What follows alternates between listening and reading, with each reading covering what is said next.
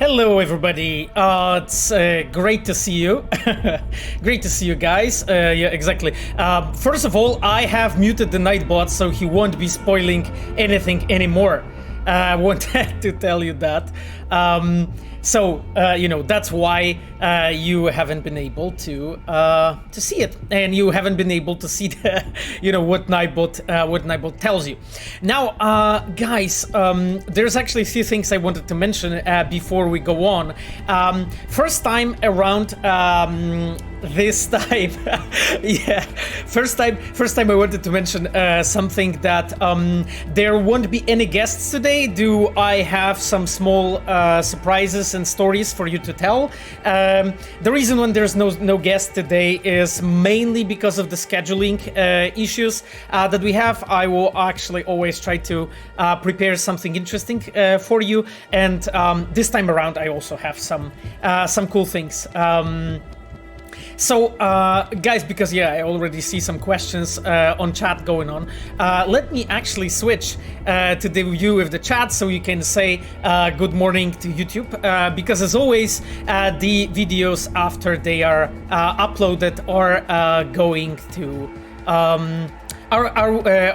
be on YouTube. Guys, there is a ton of different topics I wanted to touch. I see that everybody is saying hello.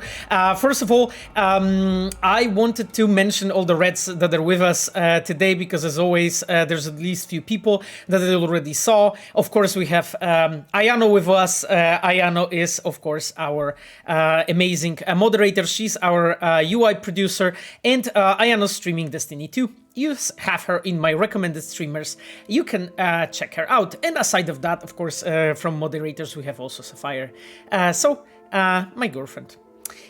Now, aside from that, of course, we have some Reds, and I'm already seeing some people that are not completely visible on the VIP list for me. So I'm sorry if I missed anybody, but I see, of course, Michał Brzeźniak, our cinematic designer that you hopefully know already pretty well, and we have also Vitrian, another cinematic designer from our team.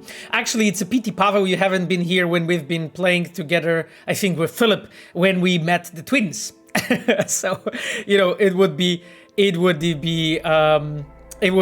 to have you on on the chat. Yeah, that's you. Exactly. Pavel is the one that we've been fighting with in the game. Kind of, sort of. And aside from Michał and Pavel, we of course have Chivok.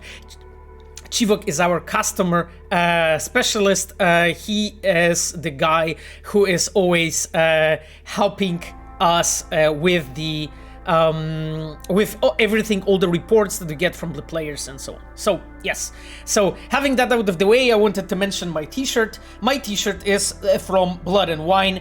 This is something that you may recognize. It's the Blood and Wine t-shirt, the team one that we actually got in the studio. So that was pretty fun. I always love when there's some kind of merchandise that they give us, so that's always nice.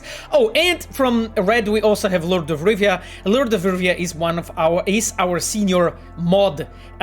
So I'm just mentioning this. He is also on the chat with a diamond icon. And as always, when you have anybody, would you like to tag? Just tag Reds directly and ask them questions. Yeah, you kicked Pavel's asses. This is what Michał wrote. Yeah, exactly. It was actually Philip playing. It was 2 streams ago. Philip is much better player than me, I think. So yeah.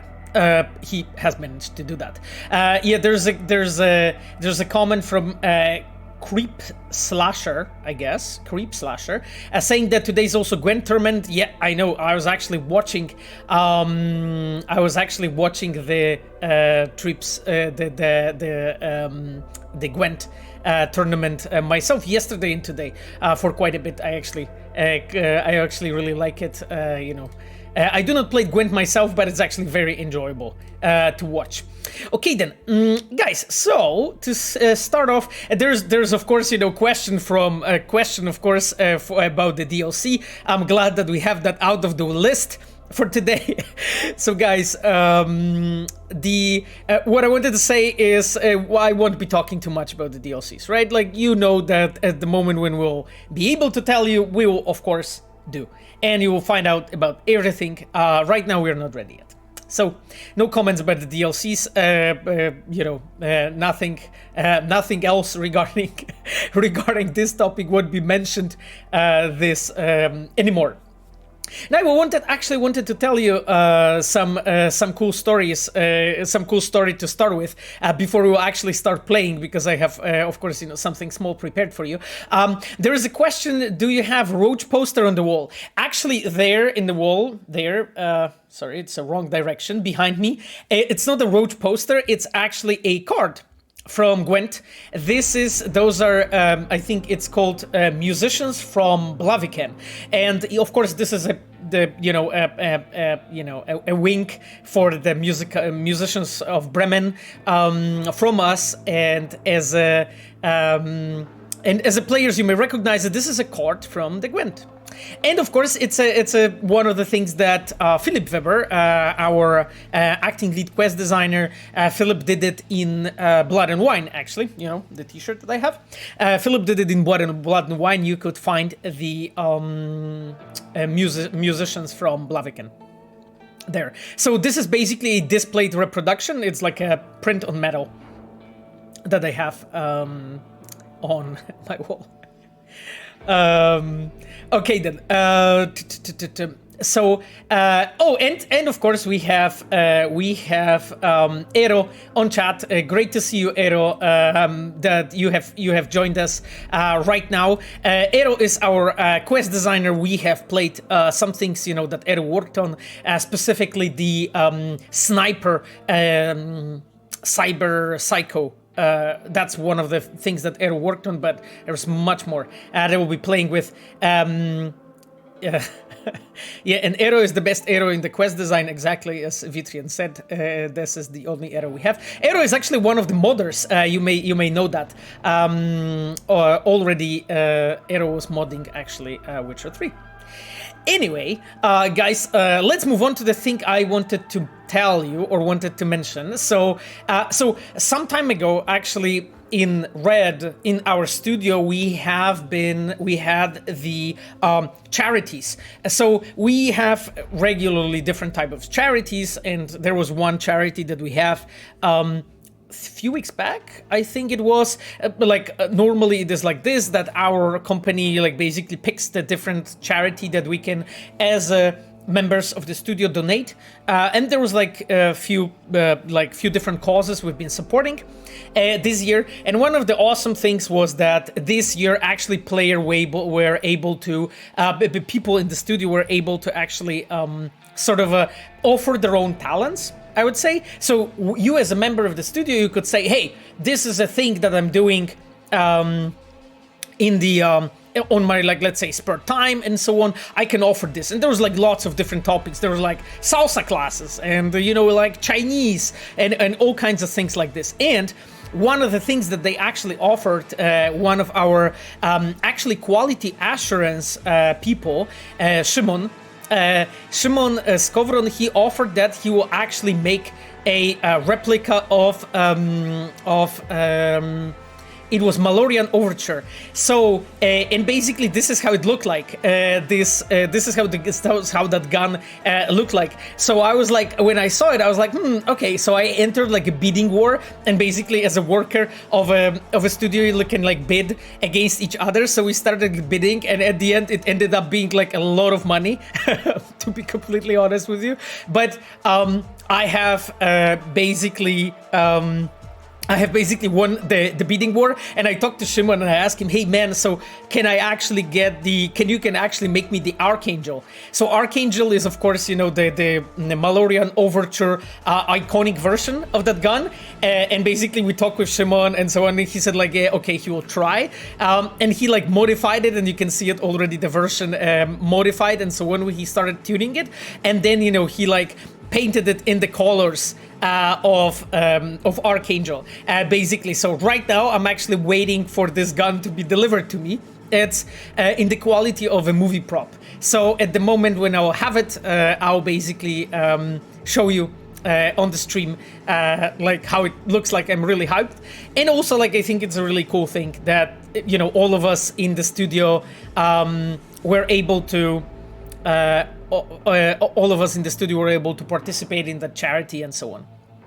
So yeah, just a small story I wanted to tell you.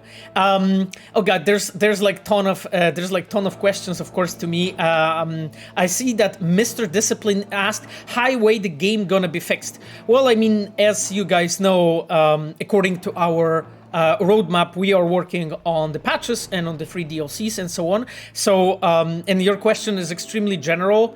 So for me, it's very hard to tell what you're asking about. We have a bunch of things lined up and working on. So if you have like a more specific question, just please shoot.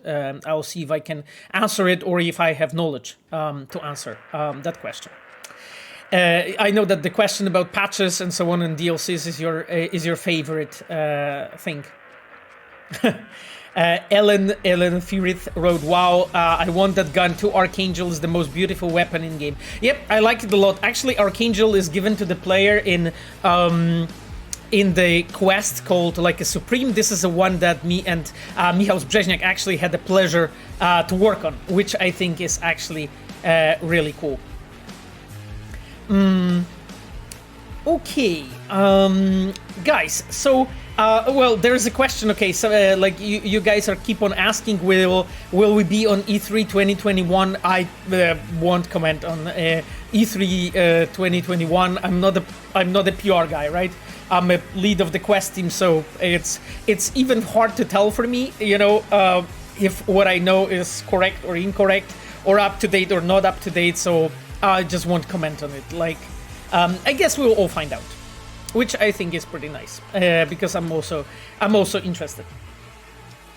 Gohan wrote, "That's one of my favorite quests. Seeing Samurai reunited again after Johnny's death is absolutely amazing." I'm glad you liked it. Actually, that's a quest that I really wanted to make, and I had the pleasure to actually work on it with Michał Brzeźniak. So now there's actually one additional thing, guys, that I wanted to show you. So let me actually switch to this view. So I wanted to show you something. A few days ago, I actually, not a few days ago, it was yesterday, actually, I tweeted like one really beautiful video that one of the people did, one of the people who's actually like following Cyberpunk and so on. This is a tilt shift video of Cyberpunk, basically like showing, you know, the version of Cyberpunk that is like in the world of miniatures. I really love this, like the way it's done and so on. Yeah, it's like here you have the shot on Afterlife. Total Chaos wrote, "You're better PR than quest designer." Oh, dude, I'm sorry to hear it, like, because being the quest designer is my most important thing. So it's my main motivation. To be a quest designer, so I really don't want to be a PR guy, you know. I'm talking to you and streaming the game because I want to, and I want to have fun, and I want to do it for you, and just like offer you things, but I really want to be a quest designer, the PR guy. Yeah, I love this song too. It's insane. And it's just like amount of like talent and mastery that took to make this video is just mind-blowing to me. There's a question, will there be a Witcher 4? I'm not commenting on that. I never heard of that, so...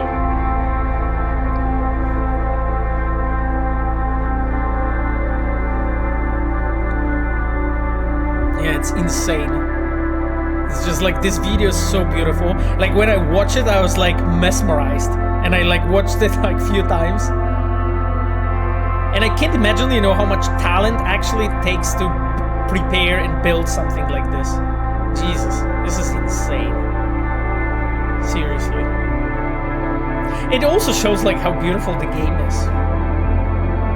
Yeah, it's very original. I agree with you. Actually, like the author of these videos, he has like few other videos I think on his channel. You can check it on my on my Twitter, the link to the video, and it's amazing, you know, what he's able to produce.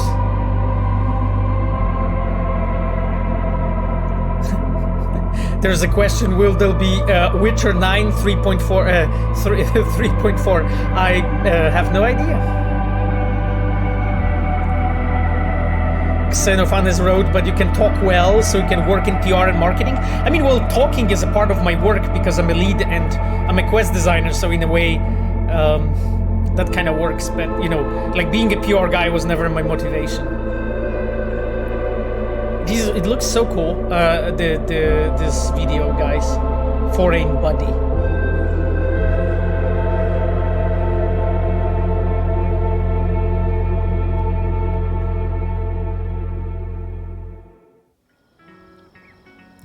The Dickstream wrote, thank you for making one of the best quests I've played in any game. Thank you. Thank you thank you for saying so, and I'm glad you you liked it.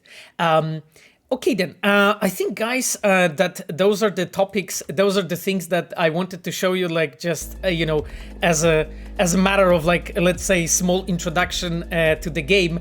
I think what I will do now, I will switch to playing, and I'm right now on my second monitor. I'm loading now the save game. I think the space between was the last save that I made.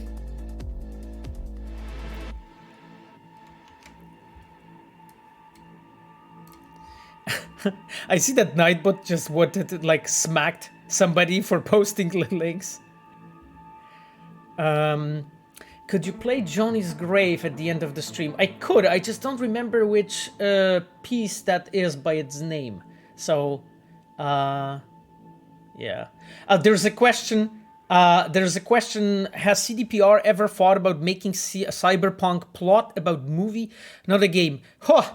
Not to my knowledge, to be completely honest, but you know, like, as I said, like, I'm a quest designer, not a, like, PR, marketing, or, like, biz dev guy, right? So I wouldn't even know, I suspect. It's as unfortunate as it sounds, I don't think I would even, you know, I would even know. So let me, guys, switch to the game. Hopefully, yes. Hopefully you can see the game. I know that the game is now muted, but let me just put it louder. And I think we are there. We are in the game. Okay, guys. I'm really glad, by the way, that you're here. I honestly love this Sunday streams. It's like so cool to be able to talk to you and so on. About the game. So, guys, do you remember, like, last time we finished here, like, we had this breakthrough scene, kind of, with Johnny Silverhand, when he talked to us about, you know, how he feels about what we are doing and stuff. So, do you guys feeling like calling Juby? I think we are calling Juby, right? Right now. Oh Jesus, we have a lot of unanswered messages. I'm even worse than just. Where are you, Judy? Here you are. Okay, let's call her. I'm even worse than in real life. You called. Yeah, I did call. Okay. Yeah, caught a lead on Evelyn. Evelyn's not at Clouds anymore. Behavioral chip was damaged. Apparently they carted her off to a Ripper doc goes by Fingers. Oh shit. Okay, let's talk. Let's go head there. To find her. I told her to stay the fuck away from Clouds. Oh God. All right, later, V. Yeah, you can see how worried Judy is. It's so amazing, you know. That yeah, I see that there is a lot of love for Juby. Yeah, you can see how worried she is, you know, when I just mentioned this. Okay, let's steal the car. It's conveniently standing here, so why not? Why the hell not? However, I don't think that Jig-jig is that far, to be completely honest. Yeah, I don't think that... Jesus, I completely drove over that boxes. And that people... no, you guys didn't see anything. This is a family-friendly stream, so let's move on. Yeah, exactly. Just Jig-jig is around the corner, so I think I'll just drop the car in a moment. I kind of like driving, though, to be completely honest with you. Like, I know that a lot of people are maybe not fans of our driving, but like, I kind of like it. have to admit. Like for a driving model that our like gameplay designers prepared. Boom. This is like one of my favorite things to do, which is like drop middle of the driving from the car and so on. Yeah, Camilo Cesaro's laughing, Flamili's trying to stream. It kinda is, right? Oh, Wilson's calling us. Hey, you hear me? What's up, Wilson? Loud and clear. Don't need to yell. What's up? What's up, Wilson? Competition, shooting, prizes and all. You know, over here with the range. God. That'd make sense. Well, you in? Okay, he's asking if we're in. Let's use our cool. Didn't think big parties were your thing. Yeah, well, it ain't a big one, but Jesus, people look amazing here. on heads. I always wanted to have like pants like this, guys, by the way. Check this out. Selling iron straight from the factory. Skip the whole part where you tinker for hours on each little shooter. V, my dignity, please. Okay, you know. Sure thing. Let's agree to for a shootout. Well, right now. We'll wait on you. See ya. Okay, it's kind of urgent. It seems he wants me to be there right away. I just like since I guys play on REX. By the way, it just looks so awesome. Like the game for me, I just never really play with the REX on. You know, when I'm like testing the game and so on, because as a game dev, what you're doing, you want to like really you want to make it in a way that you your game, because I have all the editors attached and everything, your game works as fast as possible, so I can like you know, test stuff out. So I have it like set to lowest detail I can when I test the game normally. So because of that, it's just like amazed when I watch it.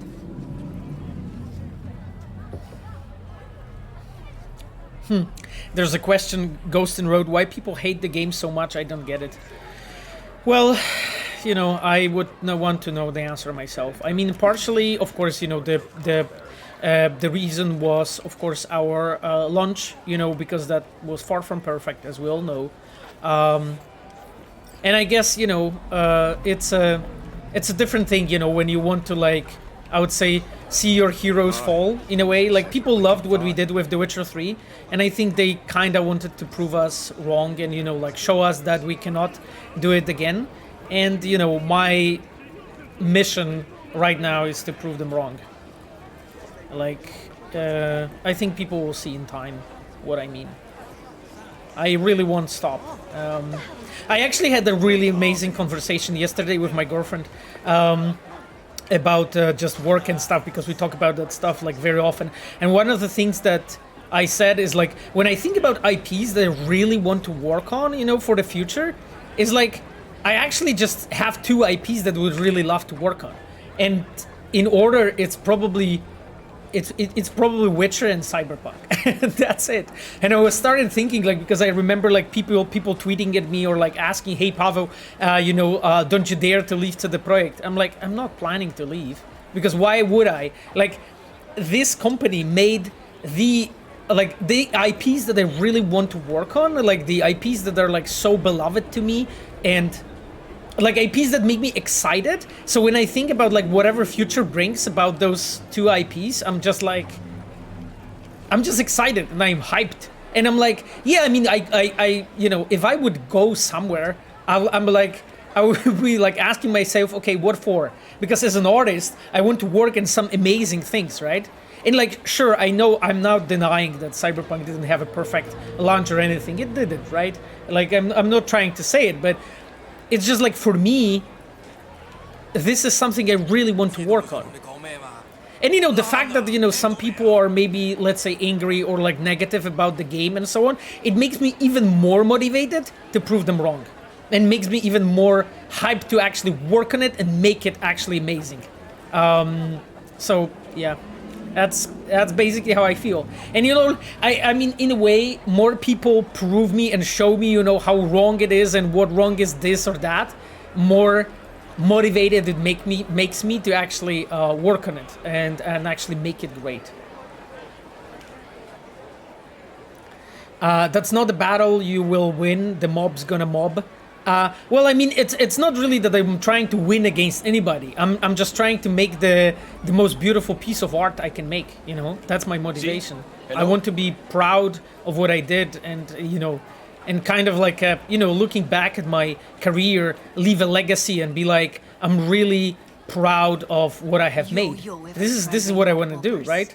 That's not like that I'm trying to like fight against any. It's not, you know, that I'm trying to fight against somebody, because that's not what I'm trying to do. Jesus, this like Shashwick, guys, is really hot. Check this shit out. You know, the game is awesome and has a ton of potential to expand. Really excited to see what's in the future. Sorry guys, the chat goes so fast that I'm not keeping up with reading it. Did any of the voice actors had some influence on any elements of their characters? Well, I mean, of course they did, right? Because they are voice actors. They're the voice actors, like, not by reason. Jesus, I love this place so much. Sorry, I'm just like walking around like kind of cluelessly, but I'm just enjoying it. Of course they did, because the voice actors bring so much. Voice actors bring so much, you know, to the game. Yeah, it's a very interesting place. I have to admit. Why do you think I came here? So I wouldn't have to. Right. Yeah, I can see that. This is a very, those devices are very interesting. Do you guys know what it is? Because I'm puzzled. How can I be of service? Wow. Okay. Interesting place. Cool. I think that kind of thing is called a spanker, and it has a daddy on it. Interesting. Okay, then it's a very interesting place that I've visited here. But guys, being a voice actor, like for a game or for anything really, is a very important work to do, because you just like you're just responsible for like fleshing out. I'll just heal myself. You're responsible for like fleshing out the characters. You're responsible for making sure that those characters like come to life and so on. And voice actors, they can very often actually suggest lots of different things, you know, in the game, what to do and so on. Fleshing, just indeed. Rosenek versus Cockle in The Witcher. Well, I mean, you know, that Cockle is amazing, right? So I just oh, and we have Arashi, by the way. I just saw that Arashi subbed. Good to see you, Arashi. It's Arashi is, by the way, our gameplay design. By the way, guys, I really wanted to show you something I'm really proud of. Your cute little ass Russian art. You know why I'm showing you that? Because I implemented it, right? I think Michał Brzezinek, who's present here, he was one of the people who Michał, I think you did the pass over over all the mimics, right? For the prostitutes. I think you did. Right. Yeah, exactly. But I'm really proud of these scenes. Did you guys see this video of this like Korean influencer who like by accident, you know, like paid how are you? What's your name? I forgot you. Dusty. Yeah, who by accident just played Dusty. Won't find a better massage in NC. Guy, are you guys up for massage? I mean, it's family friendly, of course it is. But you know, like, oh, I have the modding thing on, not modding, sorry, streaming thing on. So you know, I just made sure that not too much will be visible. But you know, but we can have fun. I also saw like a really cool video, I think it was like 2 days ago, where the dude was like watching this girl dancing here, and he thought that he's paying her, and he just did this and paid Dusty. Ain't no other way to live. Dusty, come on, let's go for the massage, right? I had so much fun, by the way, implementing all those scenes. And by the way, I did it in a way that, like the, because I was following here Igor Sajinski design. Igor is our cinematic director. So what basically Igor had idea for was like, you know, to basically make a different clips, you know, in different order and so on. And of course, you know, when it was mock-up and so on, when I got all that and I started implementing and I went over like lots of different, like, how to say it, ideas and iterations and things I can actually do with those scenes. So I had actually a lot of fun. And it was really difficult to make, to be honest, right? Because I had to make sure that it works for all kinds of different players, different configurations, and so on. So oh, don't worry, guys. It was fun. Dusty is okay. Is okay, right? Dusty's kind of okay. Besides, we are playing. We are playing an open-minded character, right? So anyway, I'm just gonna spend all my money that I have on Joytoys in this place. Are we going to... I forgot your name. Charlene. Hey. By the way, this jacket with the bitch name on it? Okay, guys, you're just... well, yeah, family-friendly stream. I mean, of course it's family-friendly, you know? Sure. Got some time to kill. Come on, baby. Guys, I'm really proud of it. I need to show you all the scenes I worked on, right? Or like this one, right, when she's dancing. This is so cool, you know? I just wanted to make sure that every time when she's doing all those like jumps and so on, that she's not pushing any objects, you know, lying on the table and so on, you know, that it's all nice. And as I said, you know, we have streamer modes on, so it's like it's family friendly and so on, you know? I mean, come on, it's beautiful, you know? Besides, it's a part of life. Besides, you shouldn't be on this stream if you're like below 18, right? I marked it for adult, mature audience, right? So I hope your guys all mature, right? Anyway, I just wanted to make sure that we have all, you know, possible venereal diseases available on Jig-jig already checked out. So we have done that. That's excellent. By the way, Takemura Joytoy went. No, there's no Joytoy Takemura. I'm not going. I'm not going to discuss the Takemura Joytoy thing. So don't worry about it. Jesus, guys, the chat goes like significantly faster today than normally. I think you're a little. You really like Jesus. I think he's drunk. She's drunk. Yeah. Well, maybe get a mini-game Cyberpunk in the future. A fun way to break away from the constant killing enemies. What do you think? Yeah, well, Jig-jig stream, let's go. Okay, it's like something. Okay, guys, anyway, let's move on. Let's look at the Jig-jig. Actually, like, I wanted to tell you, like, a bit on the design of this place. Got something that'll keep you. Like, we wanted to create something that you could, like, call, quote-unquote, red light street in the...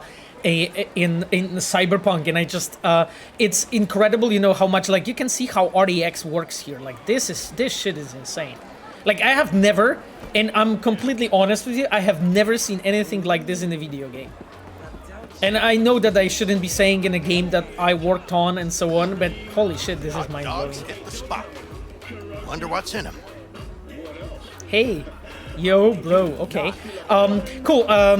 Okay, guys, we have visited all the Joytoys. This is great that we have that off our list. So I think we should actually start moving around. Oh, I actually, by the way, found out already that we need to go to Get to Fingers Clinic, right? You should try to play Cyberpunk at 4K. Yeah, I know that our lighting artists were actually using like 4K monitors and shit. It's insane, like the way how the game looks on it. Food vendor. Okay, cool. Sayonara Station. Oh, okay, that's also as well the book that I added. Anyway, but guys, when we were like designing this place, we wanted to make sure that you have like basically a quote-unquote red light district sort of. That's why you have like so many sex shops and so on. You have like Licks, you know, like one of the brands that we made here, or basically Mr. Stud or Miss Midnight, right? So basically two different, how to say it, like genitals augmentations, cyberware that that in cyberpunk lore, you know, people can obtain. Also, you know, some, you know, interesting holograms and so on, advertising things. So as you can see, there's so many different elements that come into creating this incredible atmosphere here.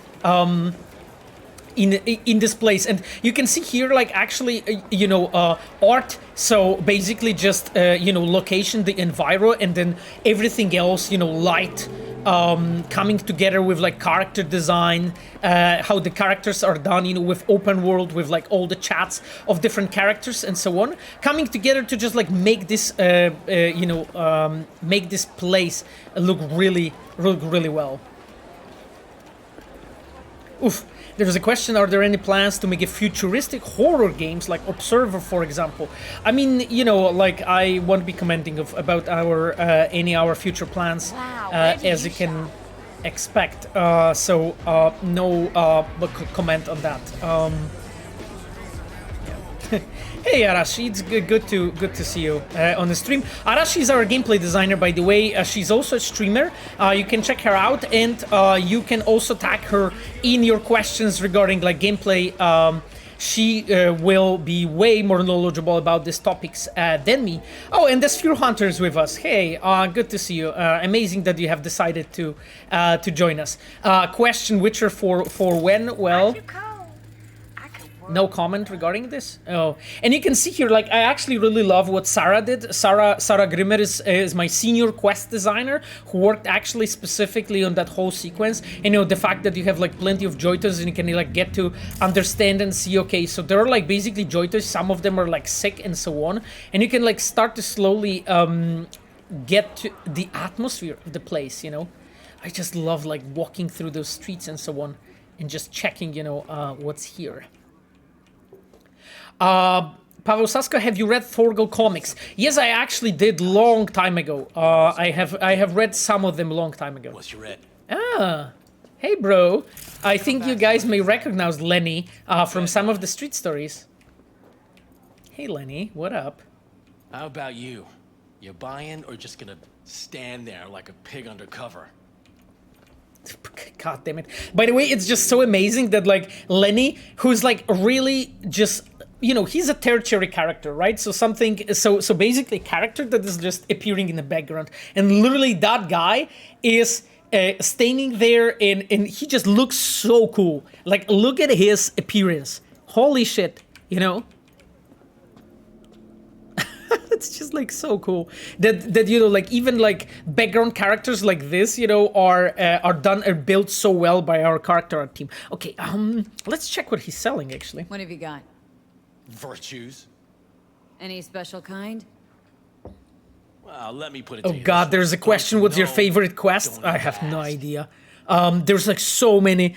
Actually, like I would really have to think about it. Like I think the Family Matters from Witcher 3 is probably one of my favorites, very high. So that's one. So the Bloody Baron storyline from The Witcher 3, it's the one that I had a pleasure work on. From my own quests, I think, I think Chipping In and the Leica Supreme are probably at the top. But like my favorite quests in general, damn it, I don't know actually. Like there's... See a woman here with blue hair? Young. Total knockout. I'm just thinking like what, because there's so many amazing, like the quest about Skippy, you know, the whole Judy and Evelyn storyline, so basically Space Between, Automated Love, I just love those. Like for me, those are exactly like how the quest should be done in the modern AAA RPG. And definitely like that's something that I will really want to do more in the future. Looking as a for a designer. Ripper Doc goes by Fingers. Heard of him? Team Carry. Fingers. Oh, Fabian. Hey, Fabian. Fabian is also with us. Fabian is our German PR manager. It's great to see you, Fabian, with us.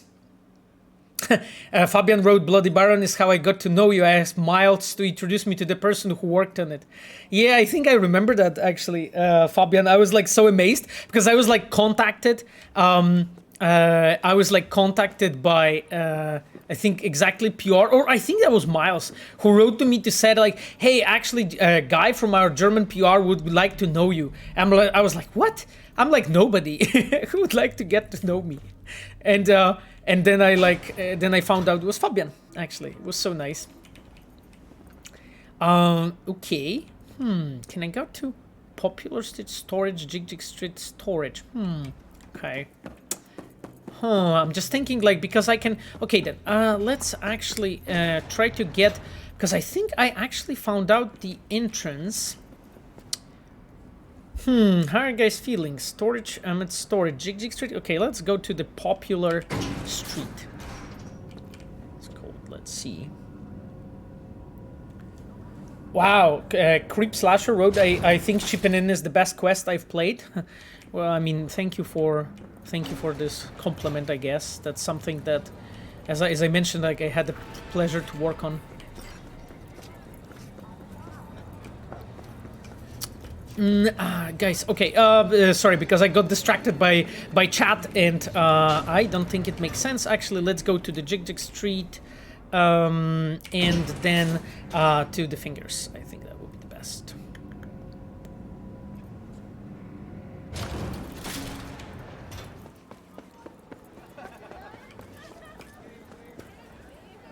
Huh, how are you?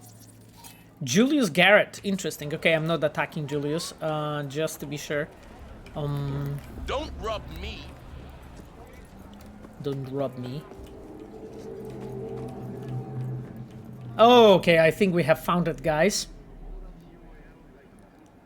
Where there's supposed to be more braindance sessions in the game, love the feature. I mean, not really. Like, I think, how many we have? I think 6 altogether.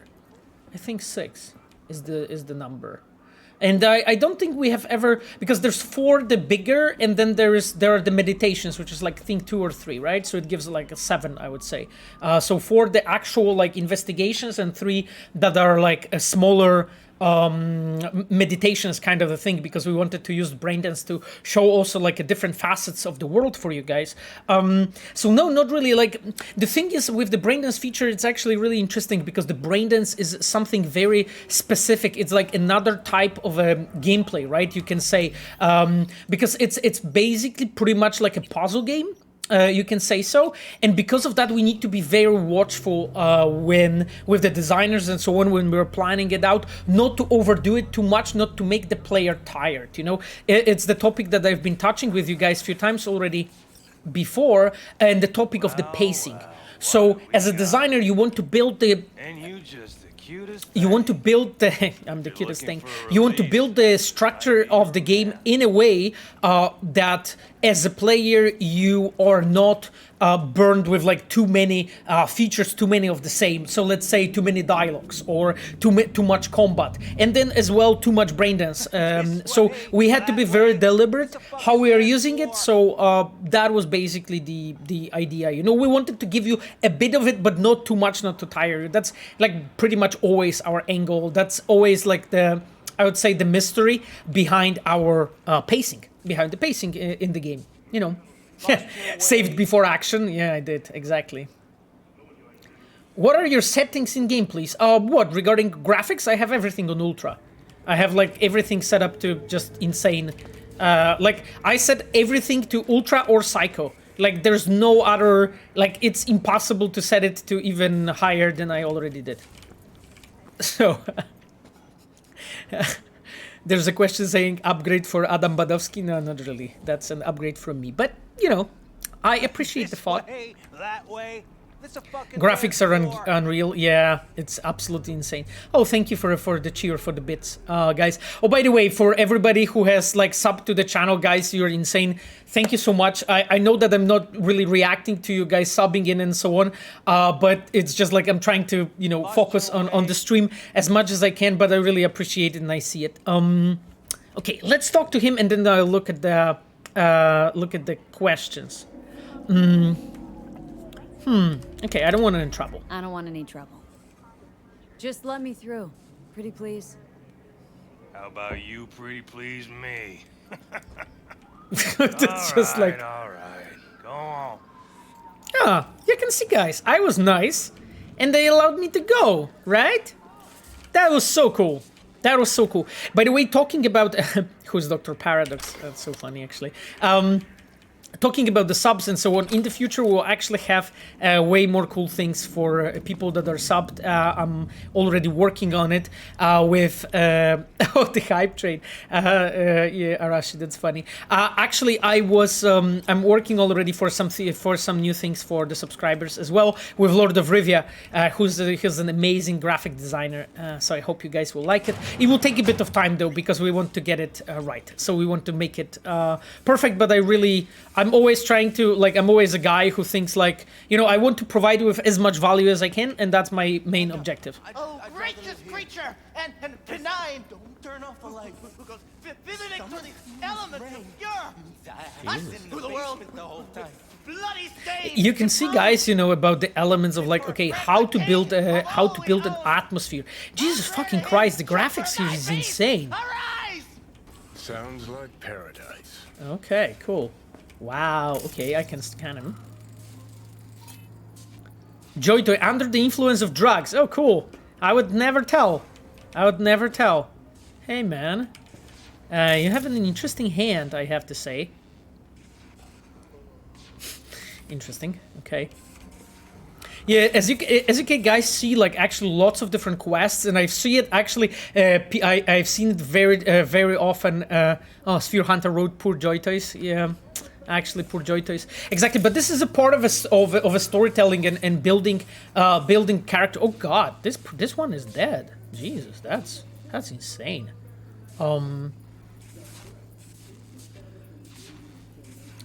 Again, there's a question from Alex Warhawk. Strange question, but bear with me.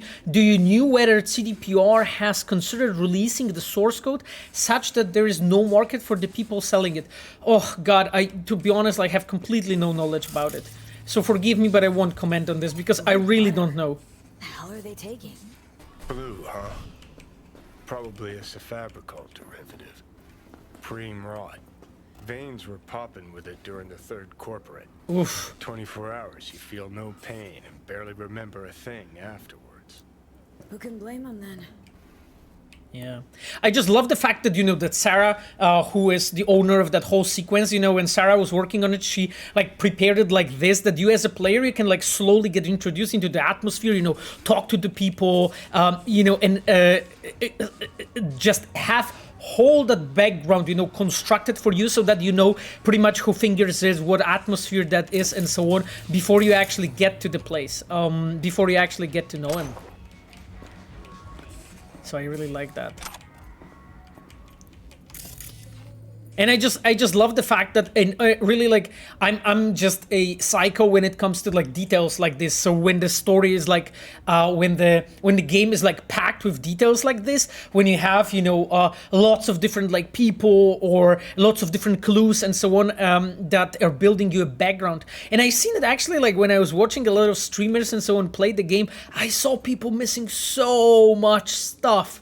Like so much stuff, seriously, and it's interesting. Oh, Kaitek is with us. Hey, Kaitek, good to see you. You can tag Kaitek, by the way, with the questions regarding a cinematic design. Please do so. Kaitek is amazing. Of course, you know, together with us, we also have Michał Brzeźniak and Paweł Ochocki, so Vitrian. You can also tag them if you have questions about it. Hey, good to see you, Kaitek. By the way, Kaitek was my guest last week. If you are curious about our stream last week and all the work of the cinematic designer, you can check on my YouTube channel. Oh, and Fabian actually dropped another code for a game on GOG. Fabian, thank you so much. This is amazing. Actually, Fabian does it from time to time when he shows up to the streams and so on. This is awesome. Like, thank you, Fabian. It's very, very appreciated. Whoever will claim the game, just tell us. What did you get, actually? So guys, I was just telling you like that I'm a psycho for a detail. I just love when quest designers are building and adding things like this to the game, where as a player I can actually get to the place and slowly, you know, get introduced into the atmosphere and, you know, check different clues, talk to different people, you know, start to know and understand, you know, what happened. Yeah, thank you guys for all the subs. I really appreciate this. It's amazing. Okay, let's ask this Joytoy. Is Fingers around? Fingers. Know where I can find him? If I could, I'd swap, you know? Why does everything have to be so damn convoluted? Outsider road would never guess you're a psycho for in-game detail. You spent 3 hours on opening scene. Yeah, I know. Pavel, I noticed you're also a psychologist. Did you manage to study both careers at the same time? I have, yes, I was studying journalism and then I did masters in journalism. I started and I did masters in psychology. I like sort of when I was finishing journalism, I started psychology and I did masters in both. And in the same time, I was working actually. So yes, I was, you know. a lol 3K wrote, Pavel ignores me. No, I don't. Behind the scenes was redeemed by... I will talk about it in a moment. Like, there's another people on the line before you, so I'm sorry. I will, don't worry. Don't worry, we'll talk about it, okay? I promise.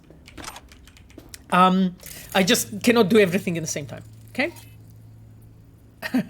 There's a question, Pavel, did you see Mr. Robot? It's so funny, I'm actually in the middle of season 3 with my girlfriend right now.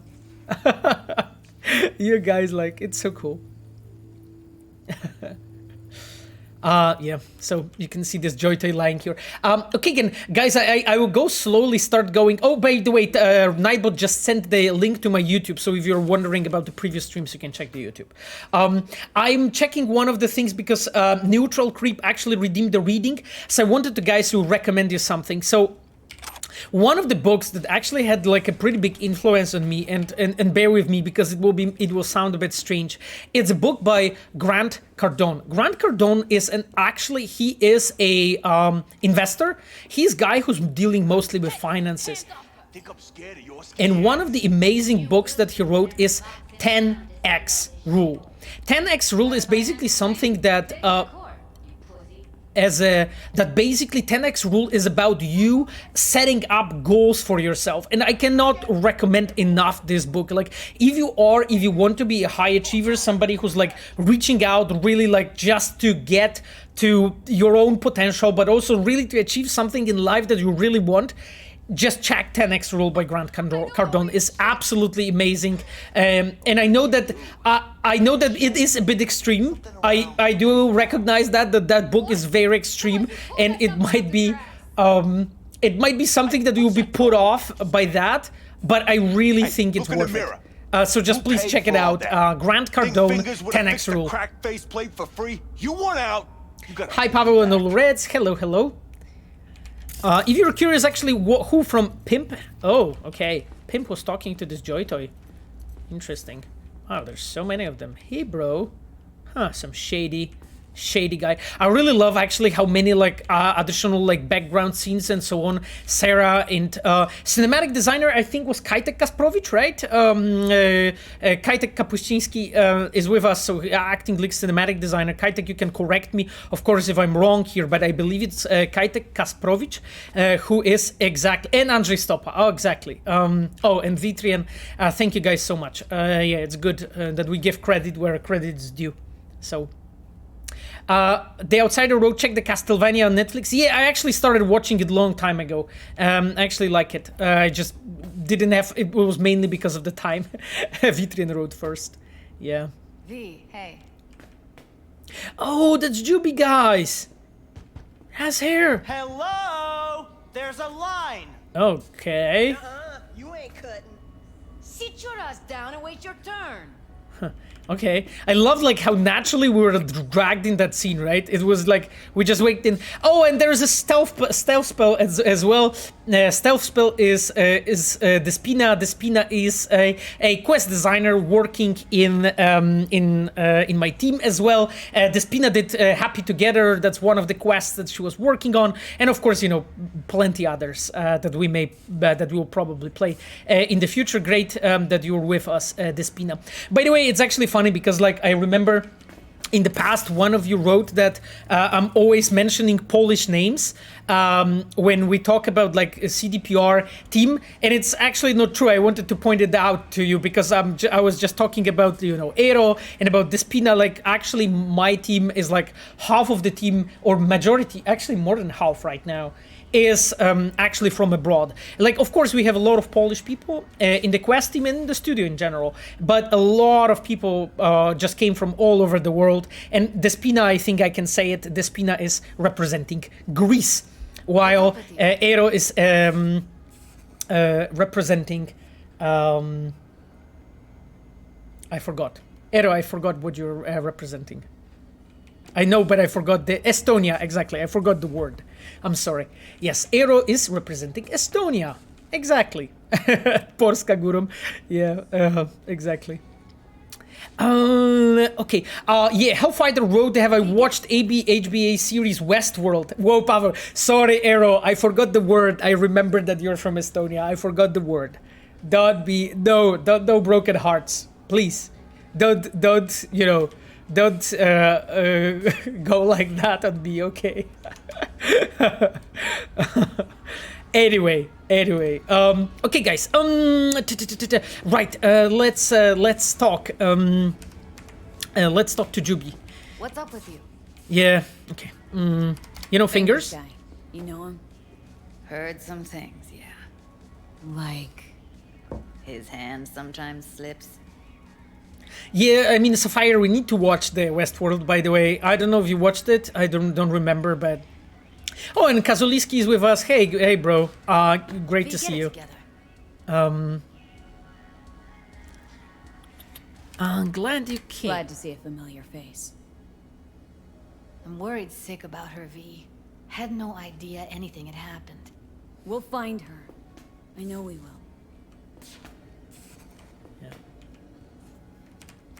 By the way, guys, this story and this story. Oh, Ayana wrote Westworld is incredible.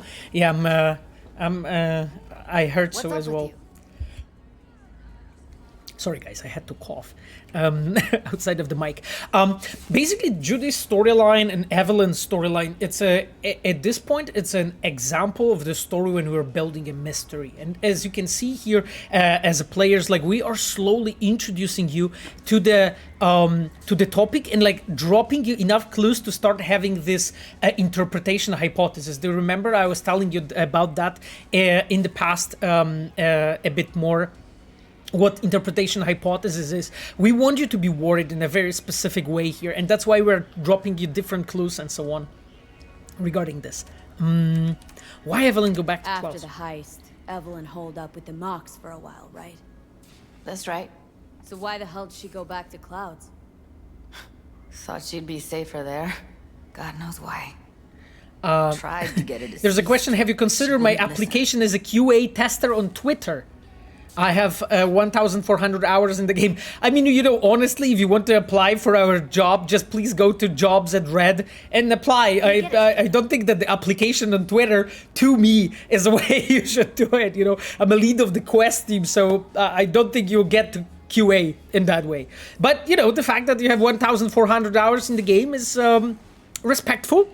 And I think you were well prepared to at least try. So just, like, if you want to join our quality assurance team that is absolutely insane, by the way, just please do it.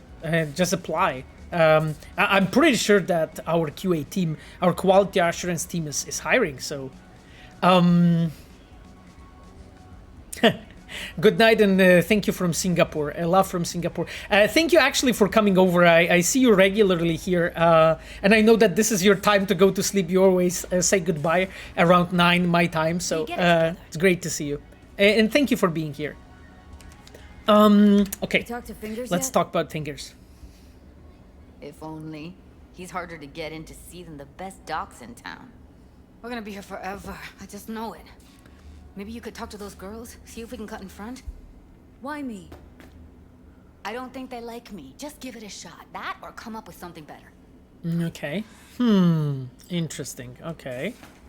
We're asked. There's a question. Does Cyberpunk have a chance for Game of the Year because of despite its bad launch? Well, I mean, guys.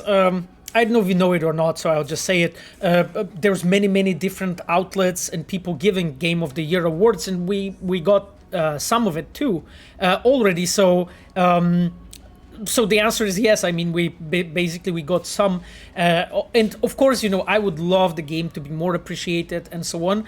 But it is what it is. You know, the launch hasn't been perfect, so we know we'll keep working on the game and improving. And believe me, this is one of my personal goals to turn the how to say it, the way how public sees the game, and I'll do everything I can to make it happen.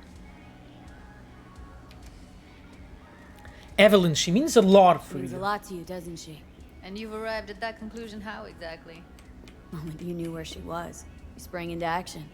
Once you get close to Evelyn, you never want to let her go. Okay. Are you used to work with Clouds? Not as a doll.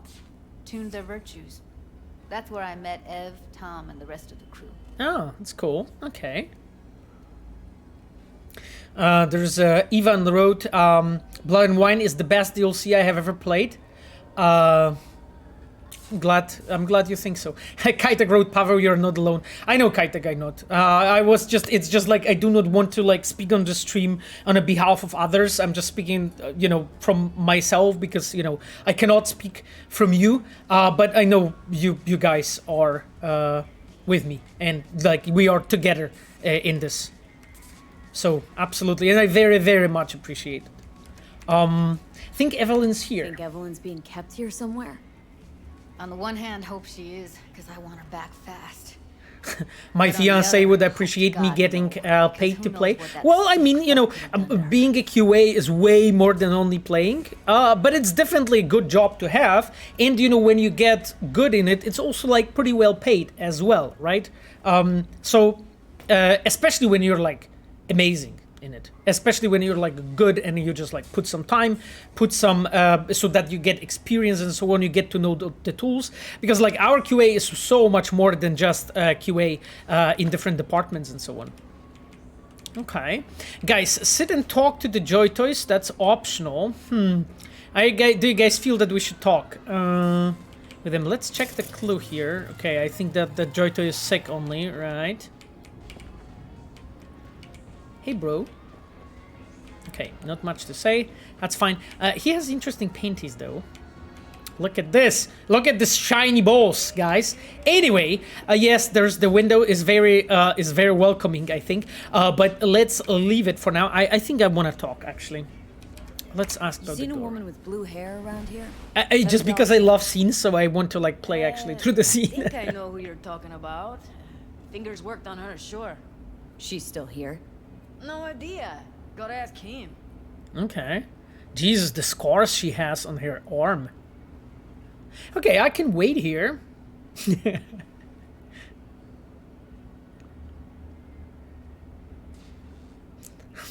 I've got like 1.5 terabyte in my game footage. Would that be any advantage? I mean, for getting a job? Well, I mean, you have a lot of material to refer to, I guess. Find yourselves a better Reaper dog? No, I mean, I want to help them, right? We were playing nice, right? Like, I will just pay them, actually. Here. Saw to cover you for some real chrome. From a real Ripper. If you're flush enough to afford a real Reaper, then what are you doing here? Hell do you care? She's here because she feel like it. Now thank the lady unless you and me dealt. People are applying for QA position over this. Hey, see you, Vitrian. Thank you for being here. It's amazing always when you're like, coming over, Why pay? Because I want to be nice, or leader. I just didn't want to, bust in because I'm just, I wanted to help these people. That's it, right? Thank you, Vitrian. Hello. What can I do for you? Oh god. Okay, guys, so now you're going to experience the introduction of one of the creepiest characters that ever exist in the video games. Or at least I think they do.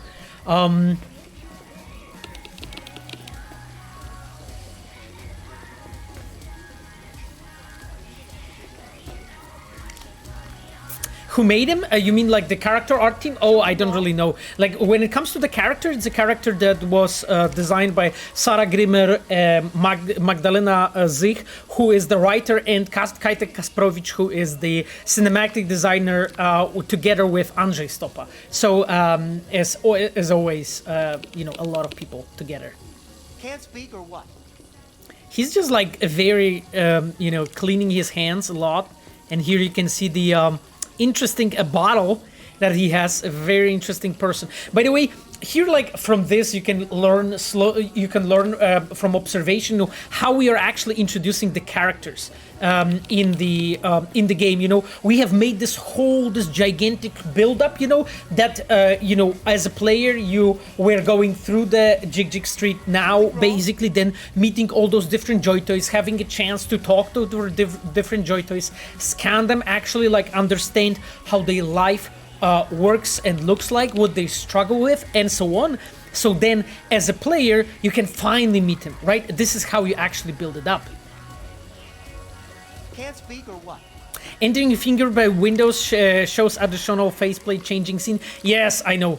Exactly, it does. It's basically that's the way how our amazing, in this case, cinematic designer, I think Kajtek and Andrzej Stopa, Kajtek Kasprowicz, Andrzej Stopa built it together with help of Sarah, which is like amazing. I really like that. Okay, where's A Evelyn? girl named Evelyn Parker. I know she was here in your clinic. Yeah, there is like 4 ways to get into fingers. Yeah, I believe actually, I think it's 4 or 3. I think it's 4 actually. Heard one. You tiger claws? Far as I know, I'm all paid up. Yeah. We're with the mock. The mocks? Why didn't you say so? Oh God. So, what brings you here? Wow, guys. Okay. Is that a toaster? I think it is a toaster, by the way, in the background. Is he standing in blood? He actually is. I believe he is because he's a ripper. There was fucking something going on here. Jesus, he is just incredibly atrocious. Okay. Used to ride with nomads. I love my nomad lines, by the way, so I'm just going with that. Wouldn't cast aside anything until it was worn down, dead. Toaster needs the water, risky, yeah. Team fingers, no way. Stop it. Not even nomads we touch. Gross creature, yeah. Please, let's not exaggerate. I give them. Don't forget the iconic weapon in his room. No, I won't forget. I think I forget. I won't. Okay, let's try this. Girls know you're chipping faulty. Are you guys also doing this? Always just checking all the, all the options, like additional things that you can say before actually checking the main one? Whatever they have to offer. And they always have something to offer. You're a fuck. Know that? Such a repulsive individual? Is it easier to make a hateable or a lovable character? It's a very good question, actually. I think hateable is much easier, much easier. You know, it's just you just like stack basically awful things they do, and that's kind of done. You know, like in the storytelling terms, we actually call it to kick the puppy. If you want to like make somebody bad, you basically make it kick the puppy. So basically, you make that person, show or do something bad, and this is basically how you make the the character that everybody hates. So yeah, that's basically what you do. The kick with the puppy, or the kick the puppy, or there's another way to call it. It's a bus full of children, or bus full of kids. That's the way how writers are referring to. I remember I had once a discussion with Tomek Marchewka, our story lead.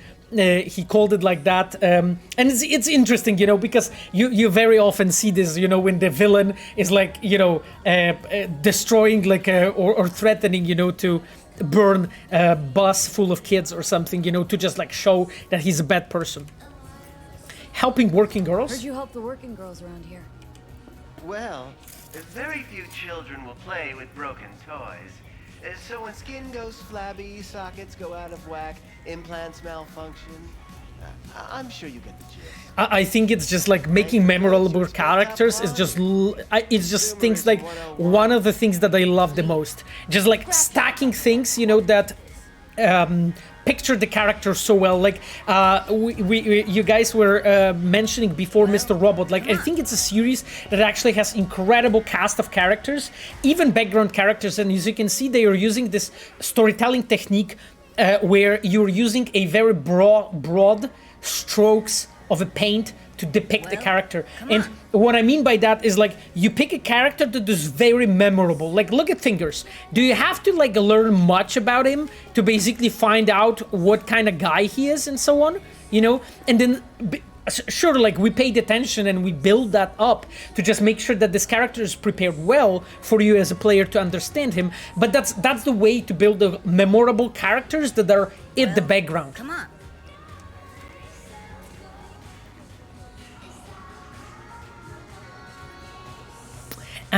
Just told you Evelyn Parker. Told you.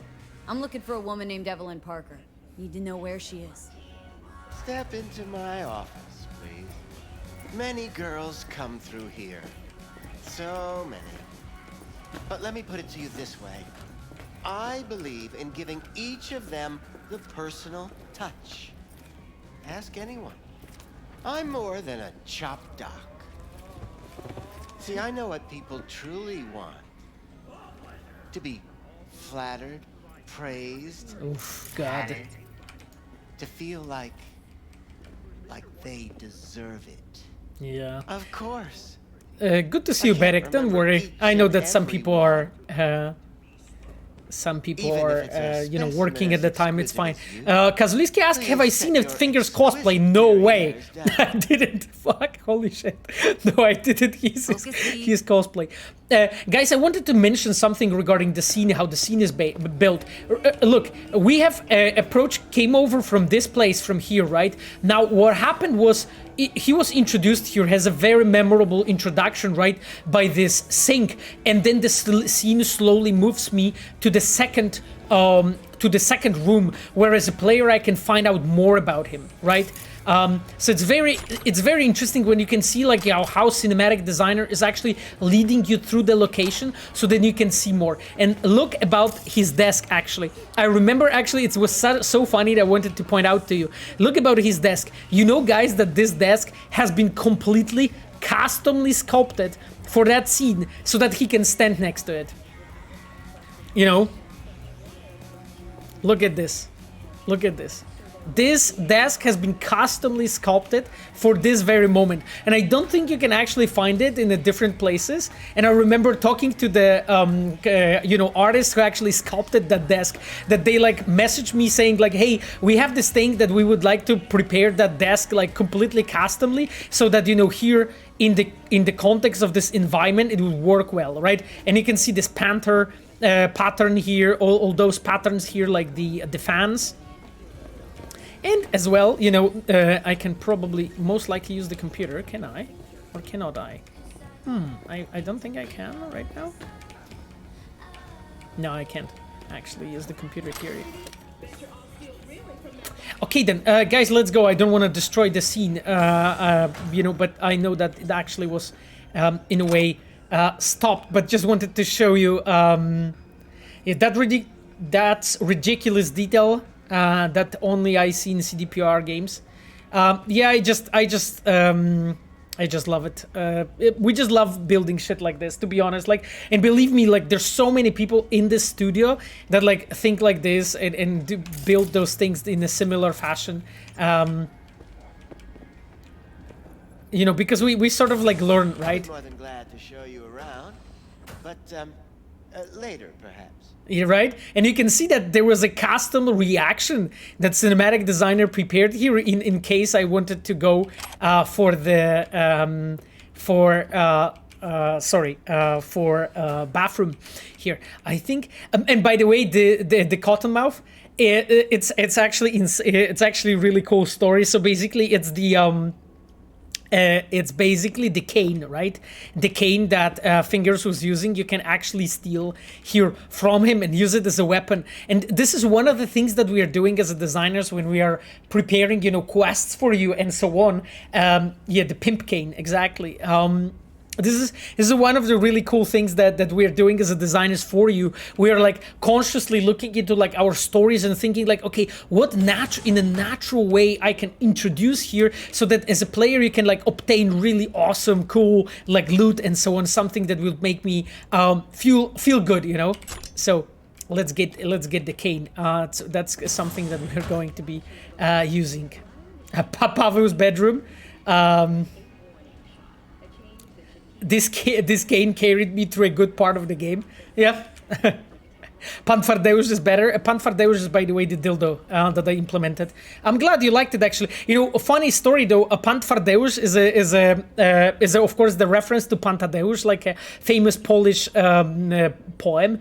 I guess it's fair to say. And this is one of the and Panfardeus is a name that was actually suggested by one of our quality assurance people. So it was really it was really awesome. You know, I remember like I got it. I think it was Matilda who suggested it, and I was like, okay, I love the Panfardeus, so I'm going to use it. Okay, I'm just looking at some of your questions, guys, but they're so long. I'll move on slowly. But by the way, there is Bolehlav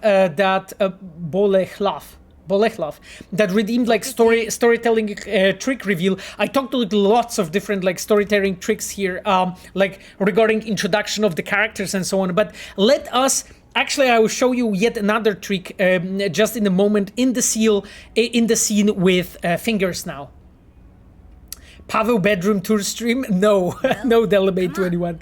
No, my bedroom stream. Even though my bedroom's pretty fucking awesome, but you guys need to trust me in that. Nobody's getting there. So, yeah.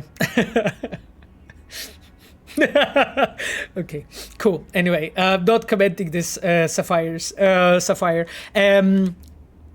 Went jittery soon as I mentioned. So I wanted to show you something in that scene that I really like. I have a neurological condition. It's not easy living with tics. Really, I'd love to help, but if only I knew who you were talking about.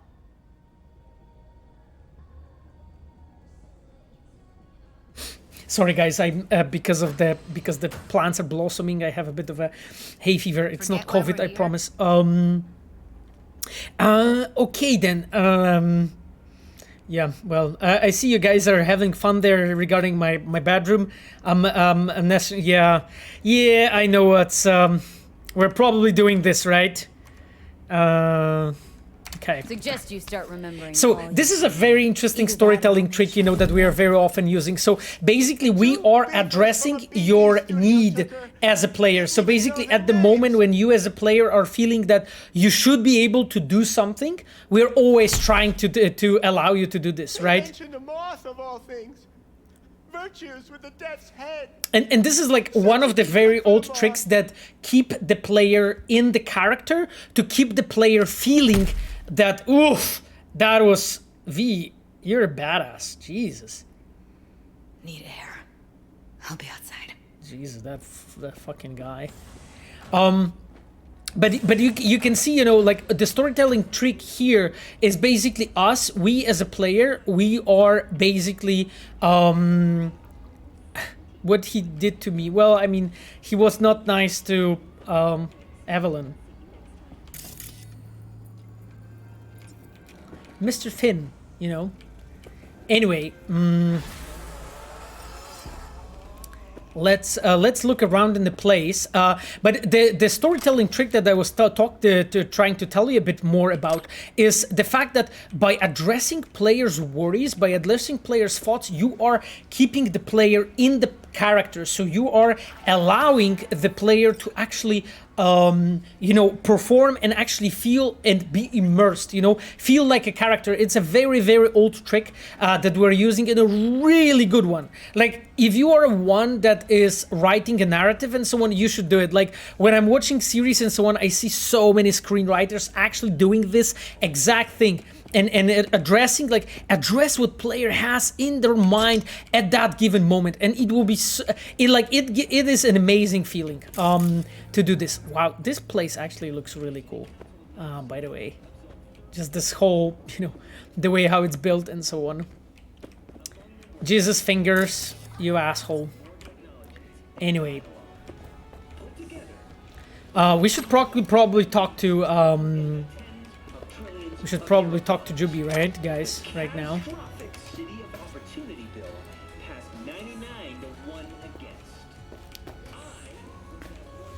Take as many dildos as you can. Well, I have the streamer mode enabled, so because of that, I have no dildos here.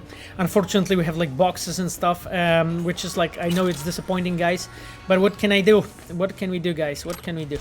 We don't want to get banned for showing too much dildos. Anyway, I trust you guys have done the homework and you have seen your own good share of dildos on your own. So, And that's the thing, like one of the amazing things that actually in this case our quest team in cooperation of UI team has done is the websites, right? And the fact that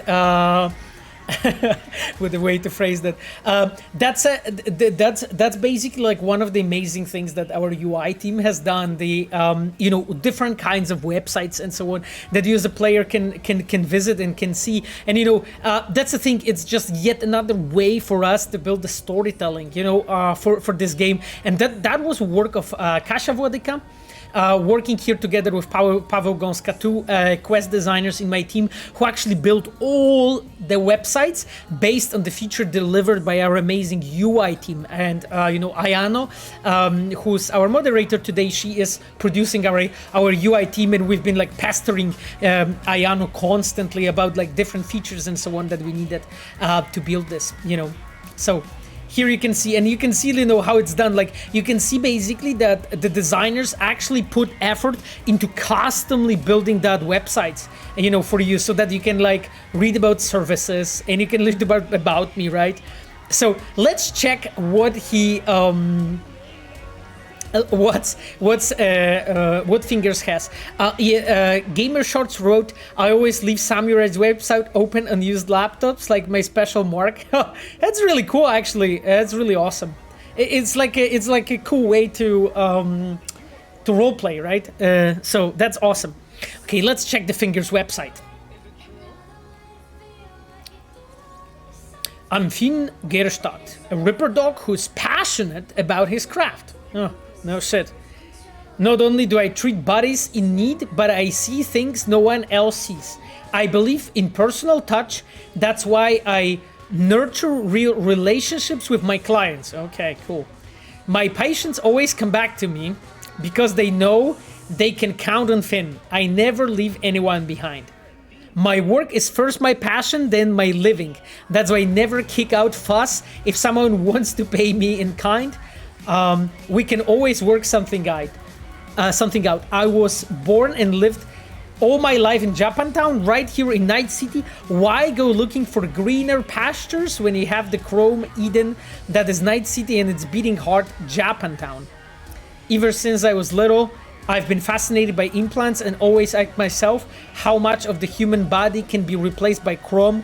Where's the human ends and the machine begins? I learned my craft from the one and only Harold Hunter. As an apprentice, with Harold was sadly murdered. He was killed by bad people. And not only out of revenge, Harold never hurts a hair on anyone's head. Trust me, I knew him.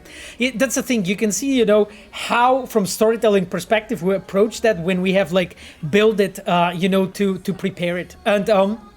And LOL3K redeemed a points for a behind-the-scenes story. So I wanted to tell you guys. So behind-the-scenes story about the Fingers, like really early on when we've been working on this quest that we're playing right now. I was telling Sarah and Kasia that when they were working on this quest, I was telling them that this story will be remembered as new Bloody Baron storyline, that people will be telling that the Judy story and that whole thing is basically an equivalent of this. And I was always believing that we can do it like this.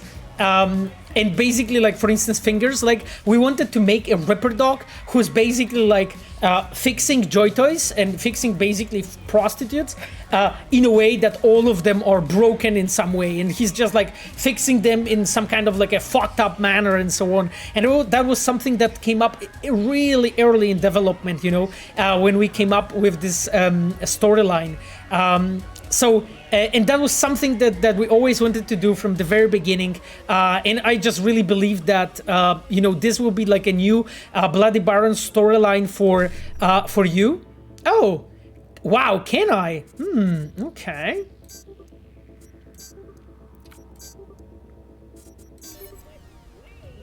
Huh.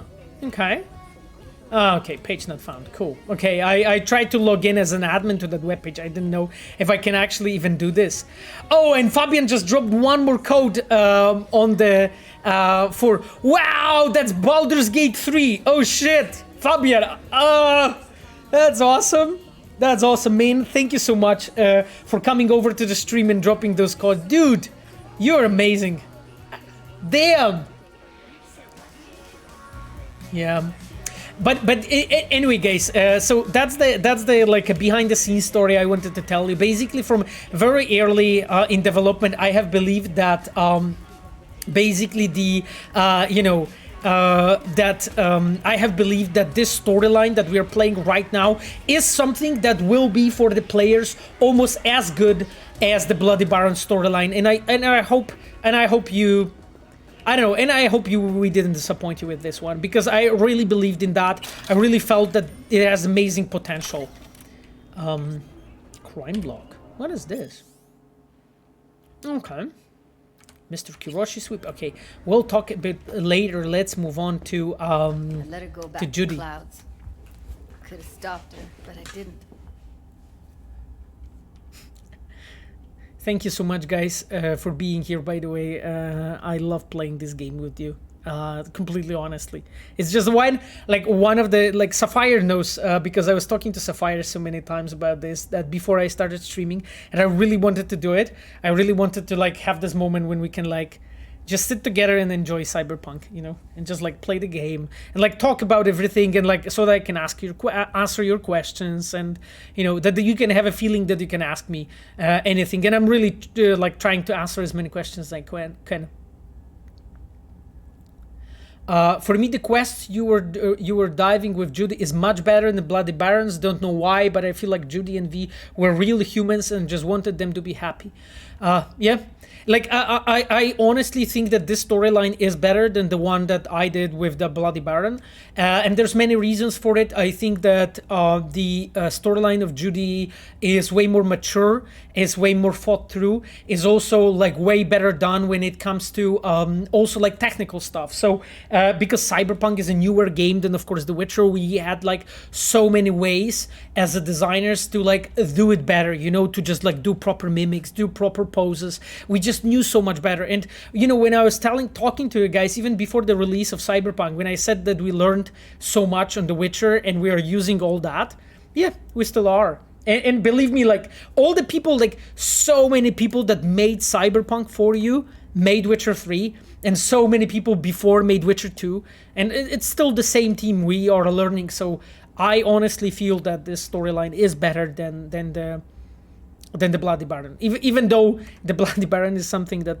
I was working on, I still feel that Judy is the one that should take the crown here. Losing our cool won't do us any favors. It's a waste of time. Oh, I'm cool.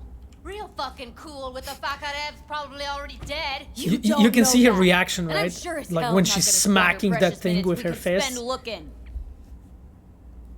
Only lead we got's an XBD. Where's that get us? We also know we're looking for something related to the Death's Head. Better than nothing. Okay. I don't get your optimism. Still sounds like a big fat nothing to me. No, it's not big fat nothing, Judy.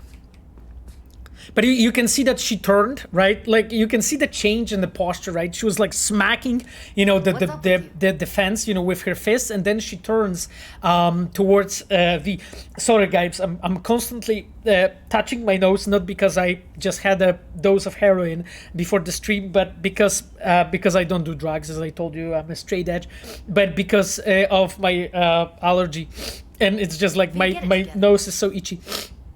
When I was telling you, look how her pose changed, she just smacked the first, turned, because she wants to listen to us. Be okay, we just told her hey, maybe we actually have something. Need to figure out where they're scrolling this stuff. Gotta be a rat hole of some sort. Doubt they do much shooting on location. Yeah, gotta be somewhere quiet, out of the way. Allergies, right? Drugs are bad, exactly. Have to be real. Hello, Taminator Gamer. Good to see you. Fist day. That's not fist day. That's actually just an allergy. Got a better idea. Matter of fact, I do. A domain called Pleasures of Night City. There's a twin of it on the dark net. Every kind of thing goes on there. Might stumble on something. Pavel's in the black lace. No, I'm not in the black lace. By the way, do you guys know that if you're playing a street kid and you ask Dum Dum about the black lace in in All Foods, then he later gives you that. Do you guys know that? Actually, this is something that I did together with Michał Brzeźniak. Yeah, but almost nobody found it. Like, I just like so rarely see it. Like, it's that's the thing. It's just like it took people like 5 years to find everything in Cyberpunk. Oh, yeah. You just I'm pretty sure that you still guys didn't find lots of things What's in up with you? Cyberpunk. I think I've got a better idea. Saw a virtue pusher on Jig-jig Street. Had a wide selection. Huh. Took your sweet time getting to fingers. Drop it, will ya? All right, the pusher. What I about bought the official strategy guide for Cyberpunk. I'm assuming everything is in that. Not really, because the official strategy guide is for basically quests and so on. And we just exactly as Michał wrote, like we put Easter eggs in quests and secrets and things to uncover for you that are nowhere to be found. You know, because otherwise it's of course pointless. You know. It's of course, you know, pointless if those would be all exposed there. So, you know. So yeah.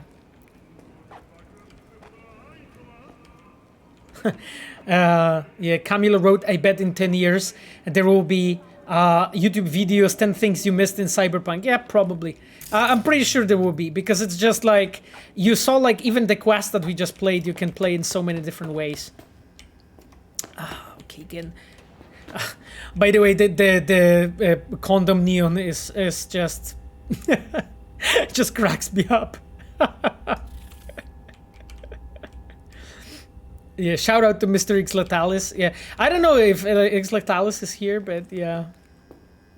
I think you found most of them? What? You found most of Easter eggs? No way. No way. No way, because like, first of all, the reason why I say no way, because you would have to have such a vast, incredibly vast knowledge about popular culture to see all the references and so on. And it's almost impossible for a human being to be like this. Like, you just need a hive mind to understand it all.